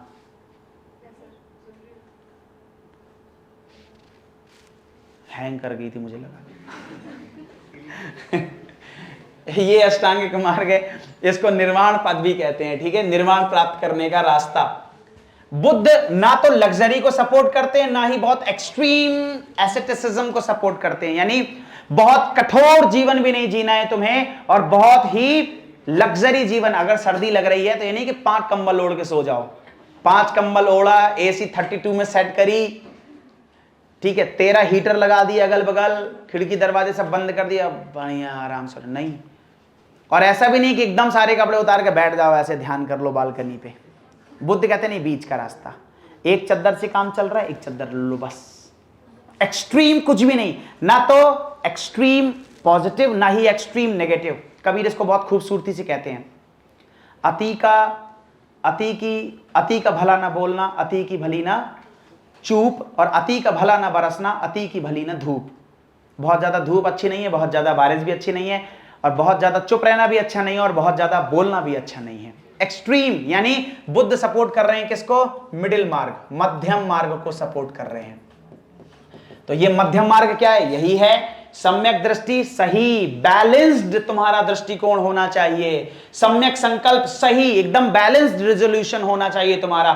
सम्यक वाणी, एकदम बैलेंस्ड बोलना है तुम्हें। सम्यक कर्म, बैलेंस्ड कर्म करने हैं। राइट लिविंग, सम्यक आजीविका, एकदम बैलेंस्ड पैसा कमाना है, बैलेंस्ड जीवन जीना है। राइट एफर्ट, बैलेंस्ड प्रयास करना है, ना बहुत ज्यादा और ना बहुत कम। सम्यक स्मृति, राइट थिंकिंग, तुम्हारी आइडियोलॉजी, तुम्हारे विचार एकदम बैलेंस्ड होने चाहिए। और सम्यक समाधि, राइट कंसंट्रेशन, एकदम बैलेंस्ड होके कंसंट्रेट करना है, एकदम बैलेंस्ड सही चीज पे कंसंट्रेशन करना है तुम्हें। समझ गए? कोड ऑफ कंडक्ट यानी पंचशील। क्वेश्चन आता है पंचशील सिद्धांत किस धर्म में है? बुद्ध धर्म में। और पंचशील समझौता किन 2 देशों के बीच हुआ था? भारत और चीन के बीच हुआ था। क्या है कि दूसरों की प्रॉपर्टी पे कब्जा नहीं करेंगे बॉयज, दूसरों की प्रॉपर्टी पे कब्जा नहीं करेंगे। इसके अलावा हिंसा नहीं करेंगे, झूठ नहीं बोलेंगे, गर्ल्स झूठ नहीं बोलेंगे, बॉयज भी। तुम कौन से सत्यवादी हरिश्चंद्र हो? ये देखो बैठा हुआ है यहां पे, कुछ नहीं, मेरे मुंह से निकल गई। डू नॉट यूज इंटॉक्सिकेंट, नशे वाले किसी भी पदार्थ का यूज नहीं करना है। हाँ, ब्लैक कॉफी पी सकते हो, चाय पी सकते हो, लेकिन बहुत ज्यादा एक्सट्रीम लेवल में नहीं। Do not indulge in corrupt practice, किसी भी तरीके के गलत काम आपको नहीं करने हैं जिसमें समाज में क्योस और अराजकता फैल जाए। ये बुद्ध के 5 सील हैं। किसका? राजा हरिश्चंद्र अपने सत्य के लिए जाने जाते थे ना, सत्यवादिता के लिए। क्या है?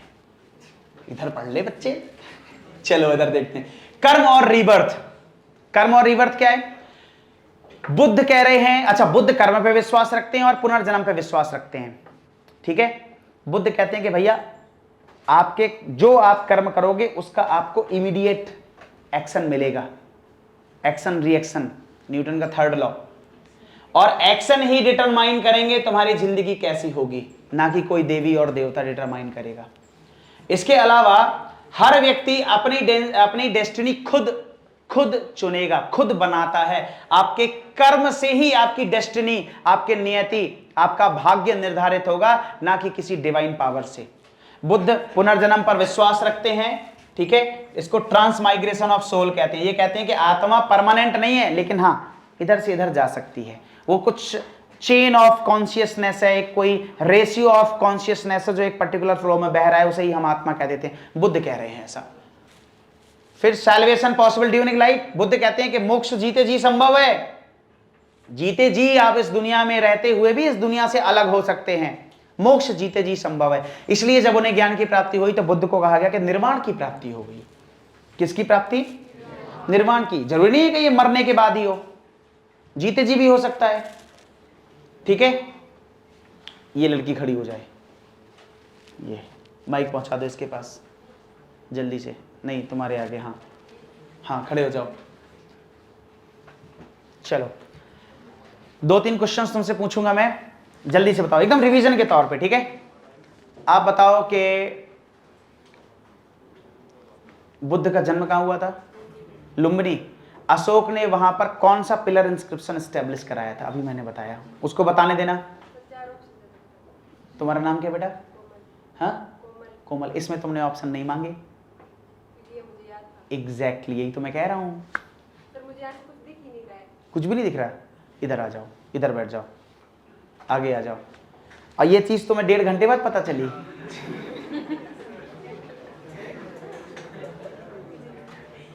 बिटिया थोड़ा सा तुम ऐसे शिफ्ट हो जाओ।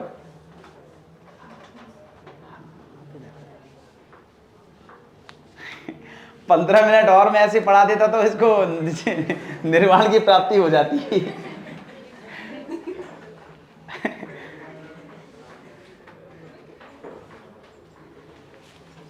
चलो मैं तुम्हें याद दिलाना चाहता हूं, actions determine life state save destiny. यानी तुम्हारे कर्म ही निर्धारित करेंगे कि तुम्हें बोर्ड दिखेगा या नहीं दिखेगा, यानी तुम जिस जगह बैठे हो। खैर चल आगे बात करते हैं। अच्छा एक चीज और याद रखना, बता रहा हूं अभी, तुम इधर बीच में जो भी परपंच करोगे ना वो सब रिकॉर्ड हुआ है वहां पे, सब कुछ, कितनी गालियां दी हैं सब। एक बात याद रखना कि निर्वाण का मतलब ज्ञान प्राप्ति से भी है और महापरिनिर्वाण का मतलब मोक्ष प्राप्ति से भी है। तो जब आपको ज्ञान प्राप्त हो जाएगा तो आप जीते जी मोक्ष को प्राप्त हो जाएंगे, समझ रहे हो ना। इसीलिए इसे निर्वाण कह दिया जाता है कि बुद्ध को निर्वाण की प्राप्ति हो गई थी जैसे ही उनको ज्ञान की प्राप्ति हुई थी, ठीक है। अब निर्वाण है क्या? State of bliss, rest. एक ऐसी स्टेट है जिसमें सब कुछ शून्य हो जाएगा, ठीक है। पॉजिटिव नेगेटिव सब न्यूट्रल। ये एक state of enjoyment, state of supreme pleasure, state of bliss, state of rest, यानी उसमें सब कुछ शून्य है, ठीक है, इसको ऐसे मानो जैसे तुम एकदम डीप स्लीप में चले जाते हो, कोई सपना नहीं है, कोई जागृत अवस्था नहीं है, एकदम गहराई में सो रहे हो, तुम्हें पता भी नहीं चलता 5 मिनट में सुबह हो गई, जबकि तुम सोए हो 6 घंटे। ये कुछ उस तरीके से है निर्वाण, मतलब टाइमलेस कंडीशन, टाइमलेसनेस जैसी फीलिंग तुम्हें आएगी उसमें, ठीक है। लेकिन ग्रीड, नफरत और इच्छाएं, लालच, नफरत और इच्छाओं को हटाना पड़ेगा इसे प्राप्त करने के लिए। इसमें 3 तुम्हारे ज्वेल आते हैं जैनिज्म, बुद्धिज्म में ध्यान देना।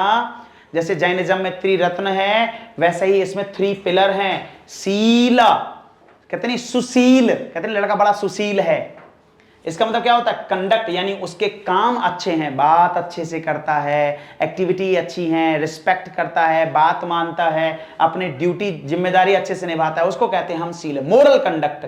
समाधि मतलब मेंटल कंट्रोल, और प्रज्ञा का मतलब विजडम, फिलॉसफी। प्रज्ञा मतलब विजडम। तो अब यहां पर सील का मतलब ये नहीं समझना कि बहुत कठोर तपस्या, मोरल कंडक्ट का मतलब ये नहीं कि कठोर तपस्या करना है बहुत भयानक। You got it?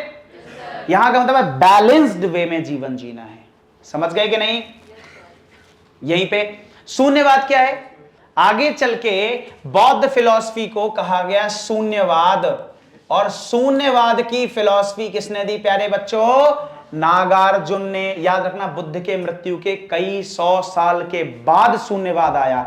शून्यवाद हालांकि था, लेकिन वो जो बुद्धिस्ट फिलॉसफी थी, ठीक है, जिसको हम कहते हैं सम्यक फिलॉसफी, अष्टांगिक मार्ग, उससे शून्यवाद की फिलॉसफी नागार्जुन ने निकाली और फिर दुनिया को रिप्रेजेंट किया। शून्यवाद बौद्ध धर्म की सबसे बड़ी फिलॉसफी मानी जाती है, ठीक है, कि यह संसार एक इल्यूजन है। ये मध्यम स्कूल, मध्यम थॉट ऑफ स्कूल कहते हैं इसको। एक किताब यहीं पे लिखी थी, मध्यम कारिका। अब ये है क्या? अब मध्यम मार्ग ही यहीं से निकला है, शून्यवाद से ही। ये है क्या? मैंने एक एग्जांपल दिया था कि अगर मैं तुमसे कहूं कि तुम मुझसे कहोगे सर नॉनवेज खाना चाहिए कि नहीं, तो 3 फिलॉसफी है। जैसे एक चारवाक फिलॉसफी है, तुम चारवाकों से पूछोगे कि नॉनवेज खाना चाहिए कि नहीं, चारवाक कहेंगे तेरे को नॉनवेज पसंद है तो खा, जो होगा देखी जाएगी। चारवाक ये कहेंगे। तुम जैनिज्म के पास जाओगे, अगर जैनिज्म के किसी व्यक्ति से पूछोगे कि नॉनवेज खाना चाहिए कि नहीं, तो वो कहेंगे कि निकल जाने दो, बहुत मारेंगे, हालांकि हिंसा करते नहीं हैं हम। नॉनवेज खाओगे, हिंसा करोगे, खुद जीना चाहते हो, दूसरे को मार के खा रहे हो, एक्सट्रीम लेवल में। तुम बुद्ध के पास जाओगे कि नॉनवेज खा सकते हैं, बुद्ध कहेंगे देखो सुनो, किसी को मार के अगर तुम खाओगे तो ये गलत है, लेकिन अगर कोई बना के दे दे तो कोई बात नहीं। मध्यम मार्ग, ना बहुत एक्सट्रीम पॉजिटिव ना एक्सट्रीम नेगेटिव, बैलेंस्ड रहना है। आनंद को किसी ने एक बार चिकन बटर मसाला दे दिया भिक्षा पात्र में। कुछ कुछ कहानियां मिला है कि एक चील ऐसे मांस छोड़ के चली गई पात्र में। अब गए बुद्ध के पास, दे दिए हैं ये। बुद्ध ने कहा तुम खाते हो? खाते थे, पहले खाते थे, खा सकते हो? हाँ, मतलब इमीडिएट ऐसे नहीं है कि खाना ही है, लेकिन दिक्कत नहीं है कोई। बुद्ध ने कहा तो फिर खा लो। समझ गए? दिस इज अ मध्यम मार्ग। बुद्ध बहुत बैलेंस चल रहे हैं चीजों को लेके। अच्छा, नागार्जुन बहुत बड़े साइंटिस्ट भी थे, इनको आइंस्टाइन ऑफ इंडिया कहते हैं। बहुत बड़े कीमियागार थे, केमिस्ट्री के प्रकांड विद्वान, ठीक है। चलो, अब ये संघ क्या है? आपने सुना होगा ना, बुद्धम शरणम गच्छामि, संघम शरणम गच्छामि, धम्मम शरणम, सुना है ना ये? इस संघम शरणम गच्छामि, ये संघ क्या है? संघ है जितने भी बौद्ध मॉन्क हैं उनका एक ग्रुप। याद रखना, बुद्ध धर्म के उपासक कितने हैं? 2 तरह के, एक तो है मॉन्क, एक है साधारण पीपल, नॉर्मल पीपल, नॉर्मल लोग, उपासक, ठीक है। तो ये जो मॉन्क हैं, जो साधु हैं, जो सन्यासी हैं बौद्ध धर्म के, उनका जो एक ग्रुप है उसको मॉन्क कहा जाता है। ये एक डेमोक्रेटिक ऑर्डर है, इसमें कोई एक आदमी सुप्रीम नहीं है, ये सारे लोग मिलके डिसीजन लेंगे, मिलके नियम बनाएंगे, मिलके कानून बनाएंगे। और इसमें नन भी शामिल हो गई थी, आपको पता है, वैशाली में भिक्खु और भिक्खुनी। एक बात याद रखना, जो भिक्खु भिक्खुनी पुरानी हो जाती हैं, ओल्ड, अब यहां मॉन्क लिख दूंगा तो सब मतलब बदल जाएगा इसका।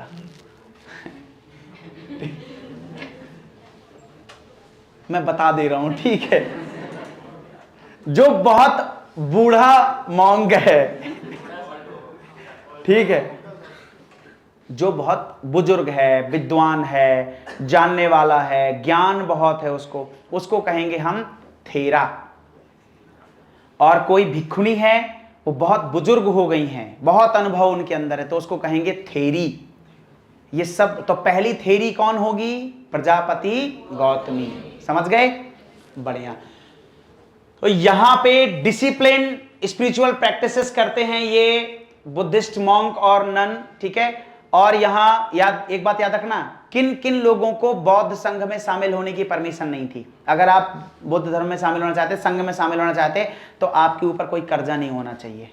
पता चले तुम 10 लाख का कर्जा उठाए हो, खा के बर्बाद कर दिए तुमने, और आ गए बुद्धम शरणम गच्छामि, और वहां फिर आ गए वो वसूलने वाले 4-5 लोग बंदूक लेके कि निकल बाहर, कहां है, मेडिटेशन कर रहा है अंदर। ऐसे में केओस मचेगा, परेशानी क्रिएट हो जाएगी। इसलिए बुद्ध ने नियम बनाया कि भाई जिसके ऊपर कर्जा हो और जो किसी का सेवक हो, गुलाम हो, दास हो, वो मॉन्क नहीं बन सकता। समझ रहे हो ना? आपको मॉन्क बनना है, आप अपने मालिक से मुक्ति पत्र ले लो और आ जाओ। आपको मॉन्क बनना है, आप अपना कर्जा पूरा चुका दो और आ जाओ। अच्छा, कर्जा अगर नहीं चुका पा रहे हो तो भी मेरे पास आओ, मैं बताऊंगा कैसे कर्जा चुकाना है। मेरे पास बहुत सारे स्पॉन्सर हैं, बड़े बड़े लोग हैं, मैं बोल दूंगा किसी भी एक व्यापारी से कि भाई दे दो 10,000 रुपये। हाँ, प्रजापति गौतमी। नहीं, ये परंपरा ही प्रजापति गौतमी से ही शुरू होती है। थेरी वाली परंपरा शुरुआत वहीं से होती है, उन्हीं को पहली बार माना गया, फिर वो परंपरा आगे चलती गई। समझ गए? आगे देखेंगे, बुद्ध ने साफ साफ कहा कि मेरे मरने के बाद संघ का कोई हेड नहीं होगा। तो नो लीडर नॉमिनेटेड, किसी को चुना ही नहीं उन्होंने बुद्ध की मृत्यु के बाद। हालांकि देवदत्त ने बुद्ध के जीते जी संघ का हेड बनने की कोशिश की थी, बाद में फिर इसकी बदतमीजियां काफी बढ़ गई थी, तो संघ ने इनको लतिया के बाहर निकाल दिया था कि निकलो भैया, जाओ तुम इधर से। ठीक है, समझ में आया? yes, सीधे बढ़ो, chest up, cheer up, very good. आगे बढ़े। वुमेन इंक्लूजन, सबको पता है कहानी। कहां शामिल किया था भिक्षुनी को? वैशाली में। किसके कहने पर शामिल किया था? आनंद के कहने पर। पहली जो है नन कौन बनी थी? महाप्रजापति गौतमी। अब ये बताओ जरा, बुद्ध संघ में पुरुष मॉन्क और स्त्री नन, समझ रहे हो, मॉन्क और नन, भिक्षु और भिक्षुनी, इन दोनों में कौन ज्यादा ऊंचा है? इक्वल हैं दोनों, कोई ऊंचा नहीं है। तो नन के पास वही स्टेटस था जो मॉन्क के पास था, यानी पुरुष भी मोक्ष की प्राप्ति कर सकता है और स्त्रियां भी मोक्ष की प्राप्ति कर सकती हैं। ठीक है। लैंग्वेज कौन सी थी बेटा? मैंने बताया था, बुद्ध ने आम आदमियों की भाषा का प्रयोग किया, पाली भाषा का प्रयोग किया। कॉमन लोग ज्यादा अच्छे से रिलेट कर पाए इसमें बुद्ध के साथ। बुद्ध की बातें उन्हें बहुत आसानी से समझ में आई। ठीक है, और इससे मास आउटरीच, बहुत सारे लोगों तक बुद्ध के विचार पहुंचे आसानी से। ठीक है। अच्छा, एक बात याद रखना, शुरुआती बुद्धिस्ट लिटरेचर में पाली भाषा मिलती है, लेकिन बाद के जो बुद्धिस्ट लिटरेचर आए हैं उस पाली भाषा में संस्कृत क्या हो गई? मिक्स हो गई। तो पाली और संस्कृत दोनों मिक्स होके क्या बनी? हाइब्रिड संस्कृत बनी। 1st and 3rd century AD के आसपास हाइब्रिड संस्कृत मिलेगी तुमको। शुरुआती जो संस्कृत के इंस्क्रिप्शन है उसमें हमें पाली और संस्कृत मिक्स मिलती है आपस में। समझ गए? तो वही बात है, शुरुआती बौद्ध ग्रंथ मिलेंगे हमें पाली में और बाद वाले बौद्ध ग्रंथ हमें मिलेंगे संस्कृत में। अब 3 किताबें, त्रिपिटक। ये त्रिपिटक का कॉन्सेप्ट है क्या? बुद्धिस्ट लिटरेचर की बात करते हैं। बुद्ध के किताबें जो हैं, बौद्ध ग्रंथ हैं, 3 पार्ट में डिवाइडेड है। कितने पार्ट में? 3 पार्ट में डिवाइडेड है। ठीक है, सॉरी, 2 पार्ट में डिवाइडेड है। एक तो है कैनन, कैनोनिकल ग्रंथ, कैनोनिकल टेक्स्ट, और नॉन कैनोनिकल टेक्स्ट। कैनन ग्रंथ केवल 3 हैं, कैनन कितने हैं? सिर्फ 3। किसी एक इंसान ने नहीं लिखा इसको, पूरे के पूरे संघ ने मिलके लिखा है। हजारों लोगों के विचार इसमें शामिल हैं। हालांकि विचार तो बुद्ध के हैं, लेकिन उन्होंने उसको हजारों लोगों के माइंडसेट से लिखी गई ये किताब है, किसी एक आदमी की लिखी किताब नहीं है ये, इसलिए इनको कैनन ग्रंथ कहते हैं। इसमें 3 किताबें आती हैं, एनसीईआरटी को कोट कर रहा हूं। नंबर 1 विनय पिटक, नंबर 2 सूत्र पिटक और नंबर 3 अभिधम्म पिटक।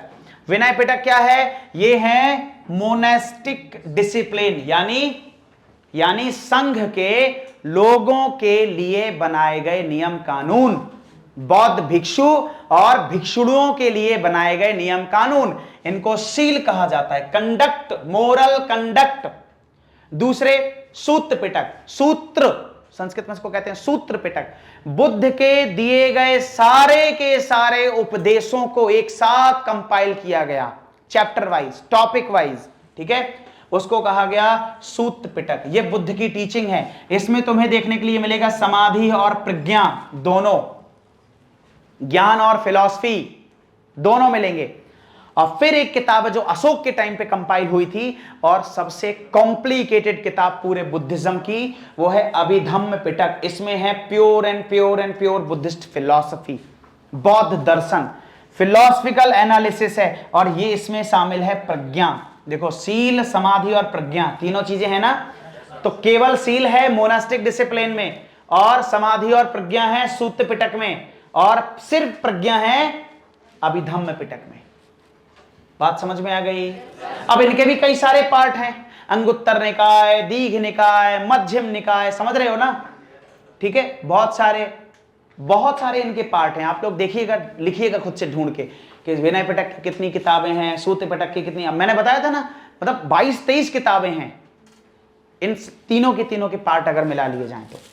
उसके अलावा कुछ और एक्स्ट्रा किताबें, ये वो किताबें जो एग्जाम में पीवाईक्यूज में आई हैं और अलग अलग एग्जाम की पीवाईक्यूज में आई है, मैंने उनको ऐसे सेट किया है। यहां पे ध्यान से देखना, आप पढ़िएगा, मिलेंगे आपको। दीघ निकाय, ये क्या है? सूत्र पिटक का ही हिस्सा है।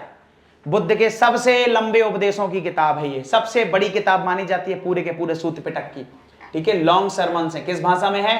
पाली में। जातक सबको पता है, जातक क्या है? As I told you early, Jataka क्या है? जातक है 550 के आसपास कहानियां जो बुद्ध ने अपने पूरे जीवन काल में सुनाई। कहा जाता है बुद्ध के पिछले जन्मों की कहानियां हैं, बुद्ध के प्रीवियस बर्थ की कहानियां हैं, और ये बेटा पाली भाषा में लिखी गई हैं, ठीक है।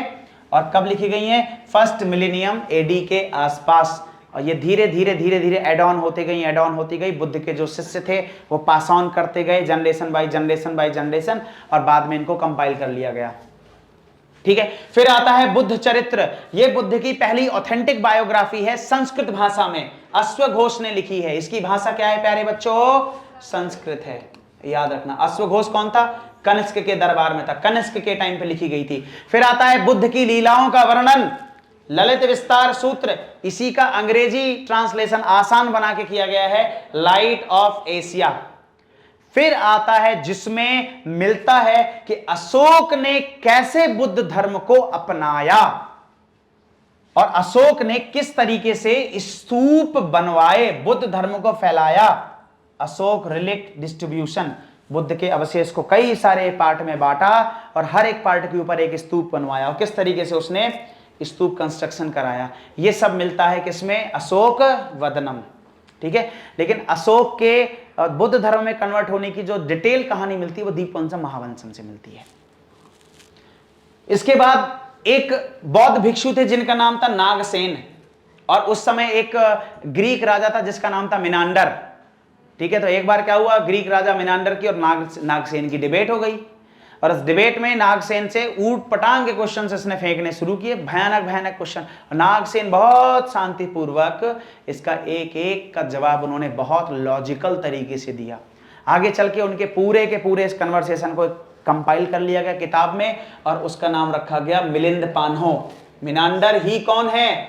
मिलिंद है। मिनांडर को पाली भाषा में मिलिंद कहा जाता है, ठीक है। और मिलिंद पान्हो, पान्हो मतलब प्रश्न, मिलिंद के प्रश्न। फिर है थेरी गाथा। ये संघ के सदस्य कविताओं के रूप में गाया करते थे इनको, ठीक है, कुछ चीजों को, उसको थेरी गाथा कहा जाता है। ठीक है। और एक और मुझे नाम मिस हो रहा है, मैं बताऊंगा अगर मेरे को याद आएगा अभी। तो महावंशन दीपवंशन मैं आपको ऑलरेडी बता चुका हूं कि अशोक के बेटे और बेटी महेंद्र और संघमित्रा श्रीलंका गए थे। श्रीलंका में ही सिंघल एक जगह है, ठीक है, वहां इन्होंने बुद्ध के जीवन को क्रोनोलॉजिकल तरीके से लिखवाया था, बुद्ध के जीवन को, ठीक है। तो दीपवंशम और महावंशम। फिर एक किताब आती है Divya Vadanam, very very very very important है। दिव्य वदनम में कहानी मिलती है कि किस तरीके से कलिंग के युद्ध के बाद अशोक ने बौद्ध धर्म को स्वीकार किया। आप लोगों के लिए एक होमवर्क है, आप लोग बताइएगा, ठीक है, कि दिव्य वदनम के अनुसार अशोक को बौद्ध धर्म की दीक्षा किसने दी थी। आपका होमवर्क है, आप बताइएगा। चलिए, और एक और होमवर्क दूं क्या? उस किताब का नाम क्या है जिसको प्रत्येक पूर्णिमा को सारे के सारे बुद्ध भिक्षु और भिक्षुणी एक साथ चैंट किया करते थे, पढ़ा करते थे, उन नियम कानून को दोहराया करते थे, और ये विनय पिटक का हिस्सा है। उस किताब का नाम आपको ढूंढ के लाना है। हर पूर्णिमा को उसको पढ़ते थे, वो रिकॉल करते थे नियम, ठीक है। हाँ, किसी को पता है तो अभी बता सकता है, अगर नहीं पता है तो ढूंढ के लाइएगा। ये 2 होमवर्क हैं आपके। बुद्धिस्ट सेक्ट, बौद्ध संप्रदाय, आपको पता है कि जब शुरू में कोई धर्म बनता है तो वो एक पर्टिकुलर आइडियोलॉजी को फॉलो करता है, लेकिन धीरे धीरे धीरे धीरे वो आइडियोलॉजी बढ़ जाती है कई सारे पार्ट में। आप लोगों में से कोई बता सकता है कि टोटल कितने सेक्ट हुए बुद्धिज्म में शुरुआत में? हाँ, कौन कौन से बताओ। शुरुआत में 2 थे, महासंघिका और स्थाविरवादिन। आगे चल के फिर एक नए तरीके से और मतलब सेक्टोरियन डिवीजन हुआ इसमें, हीनयान, महायान, और आगे चल के एक और बनता है फिर वज्रयान, है ना। तो उनकी बात करेंगे जो अभी फिलहाल में है।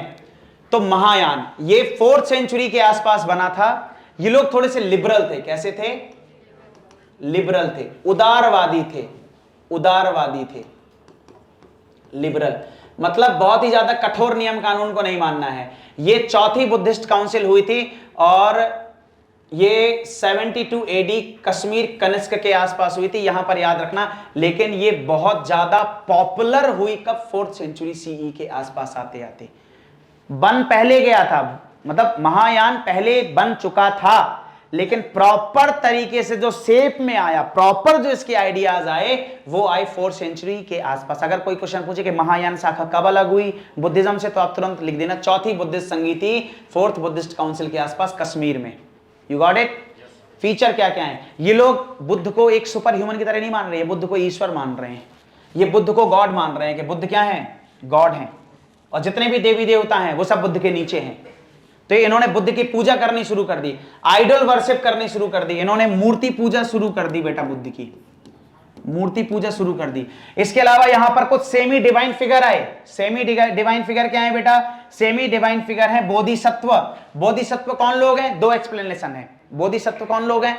ऐसे लोग जिन्होंने बुद्ध की तरह ज्ञान प्राप्त करने की कोशिश की, लेकिन वो थोड़ा रह गए, उनको संपूर्ण सत्य का ज्ञान नहीं हुआ, थोड़ा सा वो रह गए, वो कहलाए बोधिसत्व। कुछ लोग कहते हैं कि इनको ज्ञान प्राप्त हो जाता तो इनको मोक्ष प्राप्त हो जाता, लेकिन क्योंकि इन्हें लोगों के बीच में रहना था, लोगों के बीच में इनको मार्गदर्शन देना था, लोगों को सही रास्ता दिखाना था, इसलिए इन्होंने अपने मोक्ष का त्याग कर दिया। उनको कहा गया बोधिसत्व। जैसे अवलोकतेश्वर बुद्ध का करुण अवतार माना जाता है इनको, जैसे मैत्रेय, ये बोधिसत्व, इनकी भी ये पूजा करते हैं।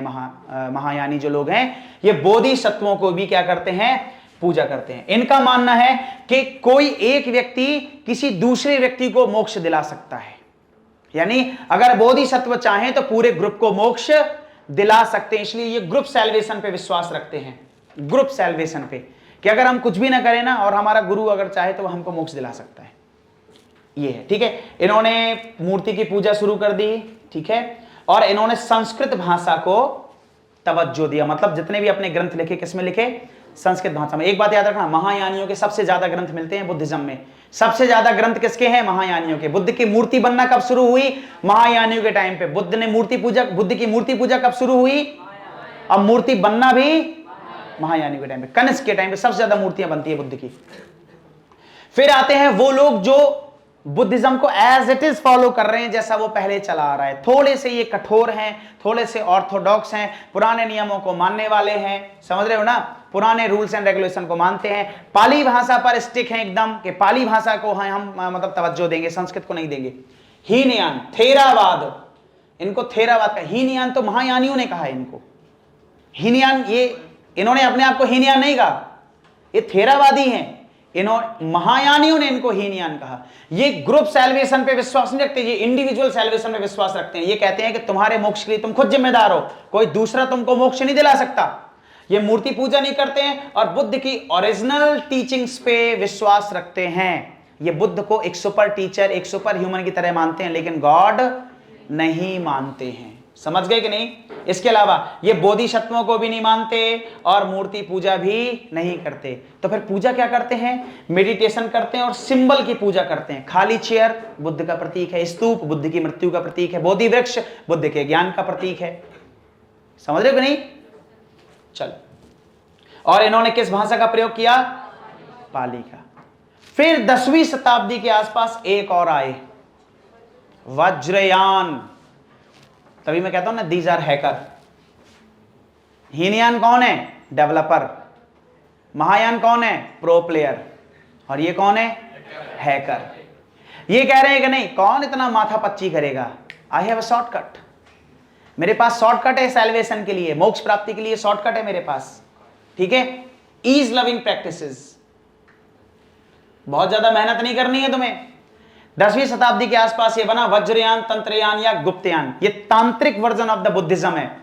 सुपर नेचुरल पावर पे विश्वास रखते हैं, पानी पे चलना, आग प्रकट कर देना, हवा में उड़ जाना, समझ रहे हो, मुक्का मार के ट्रेन को पलटा देना, सुपर नेचुरल पावर्स पे विश्वास करते हैं। और ये ज्यादातर फेमस कहां है बेटा? तिब्बत, तिब्बत, भूटान, भूटान, तिब्बत और भूटान के आसपास ही ज्यादा फेमस है। नॉर्थ ईस्ट इंडिया में फेमस है ये। असम इसी के लिए ही जाना जाता था, पूरा का पूरा असम, कामरूप, बंगाल इसी के लिए ही जाना जाता था। वज्रयान, तंत्रयान, गुप्तयान। ठीक है, तिब्बत में ज्यादा पॉपुलर है। और इसके फाउंडर लिख लो जल्दी से, इसके फाउंडर लिख लो जो बुद्धिज्म को इंडिया से तिब्बत लेके गए। उनका नाम है स्वामी पद्मसंभव।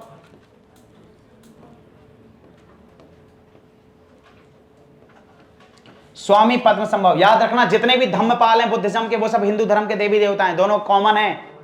इसके जो धम्मपाल हैं वो सब हिंदू धर्म के देवी देवता हैं, समझ रहे हो ना? तो बहुत जड़ें जुड़ी हुई हैं आपस में। स्वामी पद्मसंभव। आप देखो, तारा, देवी तारा की पूजा करते हैं हिंदू, देवी तारा की पूजा वज्रयानी भी करते हैं। काली, काली मां का कॉन्सेप्ट हिंदुइज्म में भी है, यहां भी है।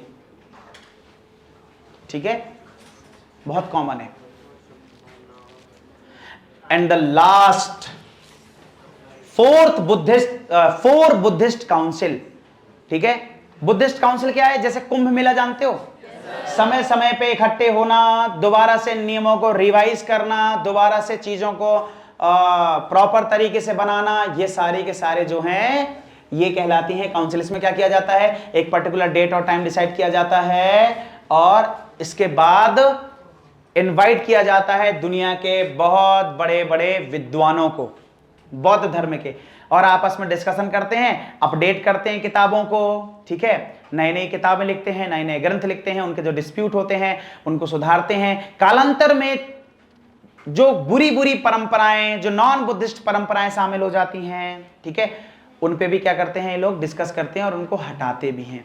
तो पहली जो बुद्धिस्ट काउंसिल हुई थी वो 483 बीसी के आसपास हुई थी। ठीक है, राजगीर में हुई है और अजात शत्रु के टाइम पे, अजात शत्रु इसका स्पॉन्सर है और प्रेसिडेंटशिप किसकी है? महाकश्यप। इनको पाली भाषा में कहते हैं महाकश्यप, वैसे कह देते हैं महाकश्यपा। पाली भाषा में महाकश्यप, संस्कृत में कह देते हैं महाकश्यप। ठीक है, इसमें क्या हुआ? इसमें बुद्ध की ओरिजिनल शिक्षाओं को क्या किया गया? कंपाइल किया गया। तो दो किताबें बनी, एक सूत्र पिटक, इसको किसने कंपाइल करवाया? आनंद ने। और दूसरी बनी विनय पिटक, इसको किसने कंपाइल करवाया? उपाली ने। ठीक है, चलो इस तरीके से त्रिपिटक का शुरुआती वर्जन तैयार हो गया, लेकिन अभी त्रिपिटक कंप्लीट नहीं हुई। फिर क्या हुआ, ये अजातशत्रु ने कराया था बुद्ध के मृत्यु के तुरंत बाद, जिस वर्ष बुद्ध की मृत्यु हुई थी उसी के बाद, कि भाई खो ना जाए कहीं, इसके पहले बुद्ध ने जो जो उपदेश दिए वो पहले लिख लो जल्दी से, बुद्ध के संघ के नियम लिख लो। फिर दूसरी हुई जस्ट 100 साल बाद 383 बीसी के आसपास वैशाली में, और इसको कराया काल अशोक ने। किसने कराया? काल अशोक ने इसको स्पॉन्सर किया था, और इसके प्रेसिडेंट थे सबाकामी। कौन थे प्रेसिडेंट बेटा? सबाकामी। इसमें क्या हुआ, इसमें पंगा हो गया विनय पिटक के रूल को लेके। कुछ कह रहे नहीं हम ऐसे नहीं मानेंगे, हम ये मानेंगे, कुछ कह रहे नहीं हम ऐसे नहीं मानेंगे, हम वो मानेंगे। यहां पर बुद्धिज्म दो पार्ट में टूटा, एक कहलाया महासंघिका और दूसरा कहलाया स्थाविरवादिन। जो कह रहे थे कि नहीं नियमों को थोड़ा सा लूज करो, बहुत कठोर नियम, हम समय के हिसाब से नियमों को बदलेंगे, और ज्यादातर लोग ये कह रहे थे, इसलिए उनको कहा गया महासंघिका। जो कह रहे थे नहीं हम उसी पे डटे रहेंगे जो है, इसमें थोड़े कम लोग थे, यही कहलाए स्थाविरवादिन। समझ गए? फिर तीसरी बुद्धिस्ट संगीति हुई अशोक के टाइम पे, और अभी तक की सबसे बड़ी बुद्धिस्ट संगीति, सबसे बड़ी बुद्धिस्ट संगीति तीसरी अशोक के टाइम पे 250 बीसी के आसपास पाटलिपुत्र में अशोक ने स्पॉन्सर किया था, और इसके जो प्रेसिडेंट थे वो थे मोगलीपुत्र तिस्सा। अंग्रेज लोग इसको बोलते हैं मोगलीपुत्ता तिस्सा, मोगलीपुत्र तिस्स, ठीक है, मोगली पुत्र कह देते हैं इनको संस्कृत में। इसमें त्रिपिटक फाइनलाइज हुई थी, क्योंकि अभिधम्म पिटक को इसमें क्या किया गया था, कंपाइल कर दिया गया था, और अशोक ने इसी टाइम पे अपने बहुत सारे धम्म महामात्य और बहुत सारे मंत्री और इंटेलेक्चुअल्स भेजे थे पूरी दुनिया में बुद्धिज्म का प्रचार प्रसार करने के लिए, अपने डेलीगेट्स भेजे थे। और चौथी और आखिरी लेकिन सबसे इंपॉर्टेंट संगीतियों में से एक वो थी चौथी बुद्धिस्ट संगीति। देखो 100 सीई के आसपास लिखा है, कहीं कहीं आपको 72 सीई के आसपास भी डेटा देखने के लिए मिलेगा, कंफ्यूज मत होना है, अलग अलग सोर्सेस में अलग अलग हैं। कश्मीर में हुई थी, एक जगह है यहां पर कुंडलवन, पाकिस्तानियों को यह जरूर बताना, कुंडलवन भारत का हिस्सा है, इसका है कुंडलवन, कश्मीर। कनिष्क ने कराया था इसको, ठीक है। वासुमित्र इसके क्या थे, प्रेसिडेंट थे, लेकिन सपोर्ट में अश्वघोष भी शामिल थे। यहां पर महायानी सूत्र की किताबें लिखी गई, महायानियों की किताबें लिखी गई, और यहीं पे बुद्ध दो पार्ट, मतलब बुद्धिज्म दो पार्ट में बढ़ गया, एक हीनयान या और दूसरा महायान। यहां पर बुद्ध को एक सुपर नेचुरल फिगर घोषित कर दिया गया, और बुद्ध की वर्शिप स्टार्ट हो गई, बुद्ध की पूजा शुरू हो गई। समझ गए कि नहीं? तो 4 बुद्धिस्ट काउंसिल्स हैं, इसके अलावा और भी बुद्धिस्ट काउंसिल हुई हैं, लेकिन 4 ये बहुत इंपॉर्टेंट है। अभी 6वीं बुद्धिस्ट काउंसिल हुई, आई थिंक म्यांमार में हुई, अभी रिसेंटली हुई है, कुछ साल पहले। देखना इसको जरा आप लोग, ठीक है। तो आज जो बड़ा समझ में आया, आप सभी को एक और होमवर्क दे दूं, एनसीईआरटी 12th क्लास की पहली हिस्ट्री की किताब आप लीजिएगा, एंशिएंट हिस्ट्री वाली, और उसका चौथा chapter, 4th chapter 12th class की हिस्ट्री एनसीईआरटी का पहली बुक का चौथा चैप्टर आप सभी को अच्छे से पढ़ना है। You got it? तो आज जो पढ़ा समझ में आया? ऑलराइट, टेक केयर क्लास, जय हिंद।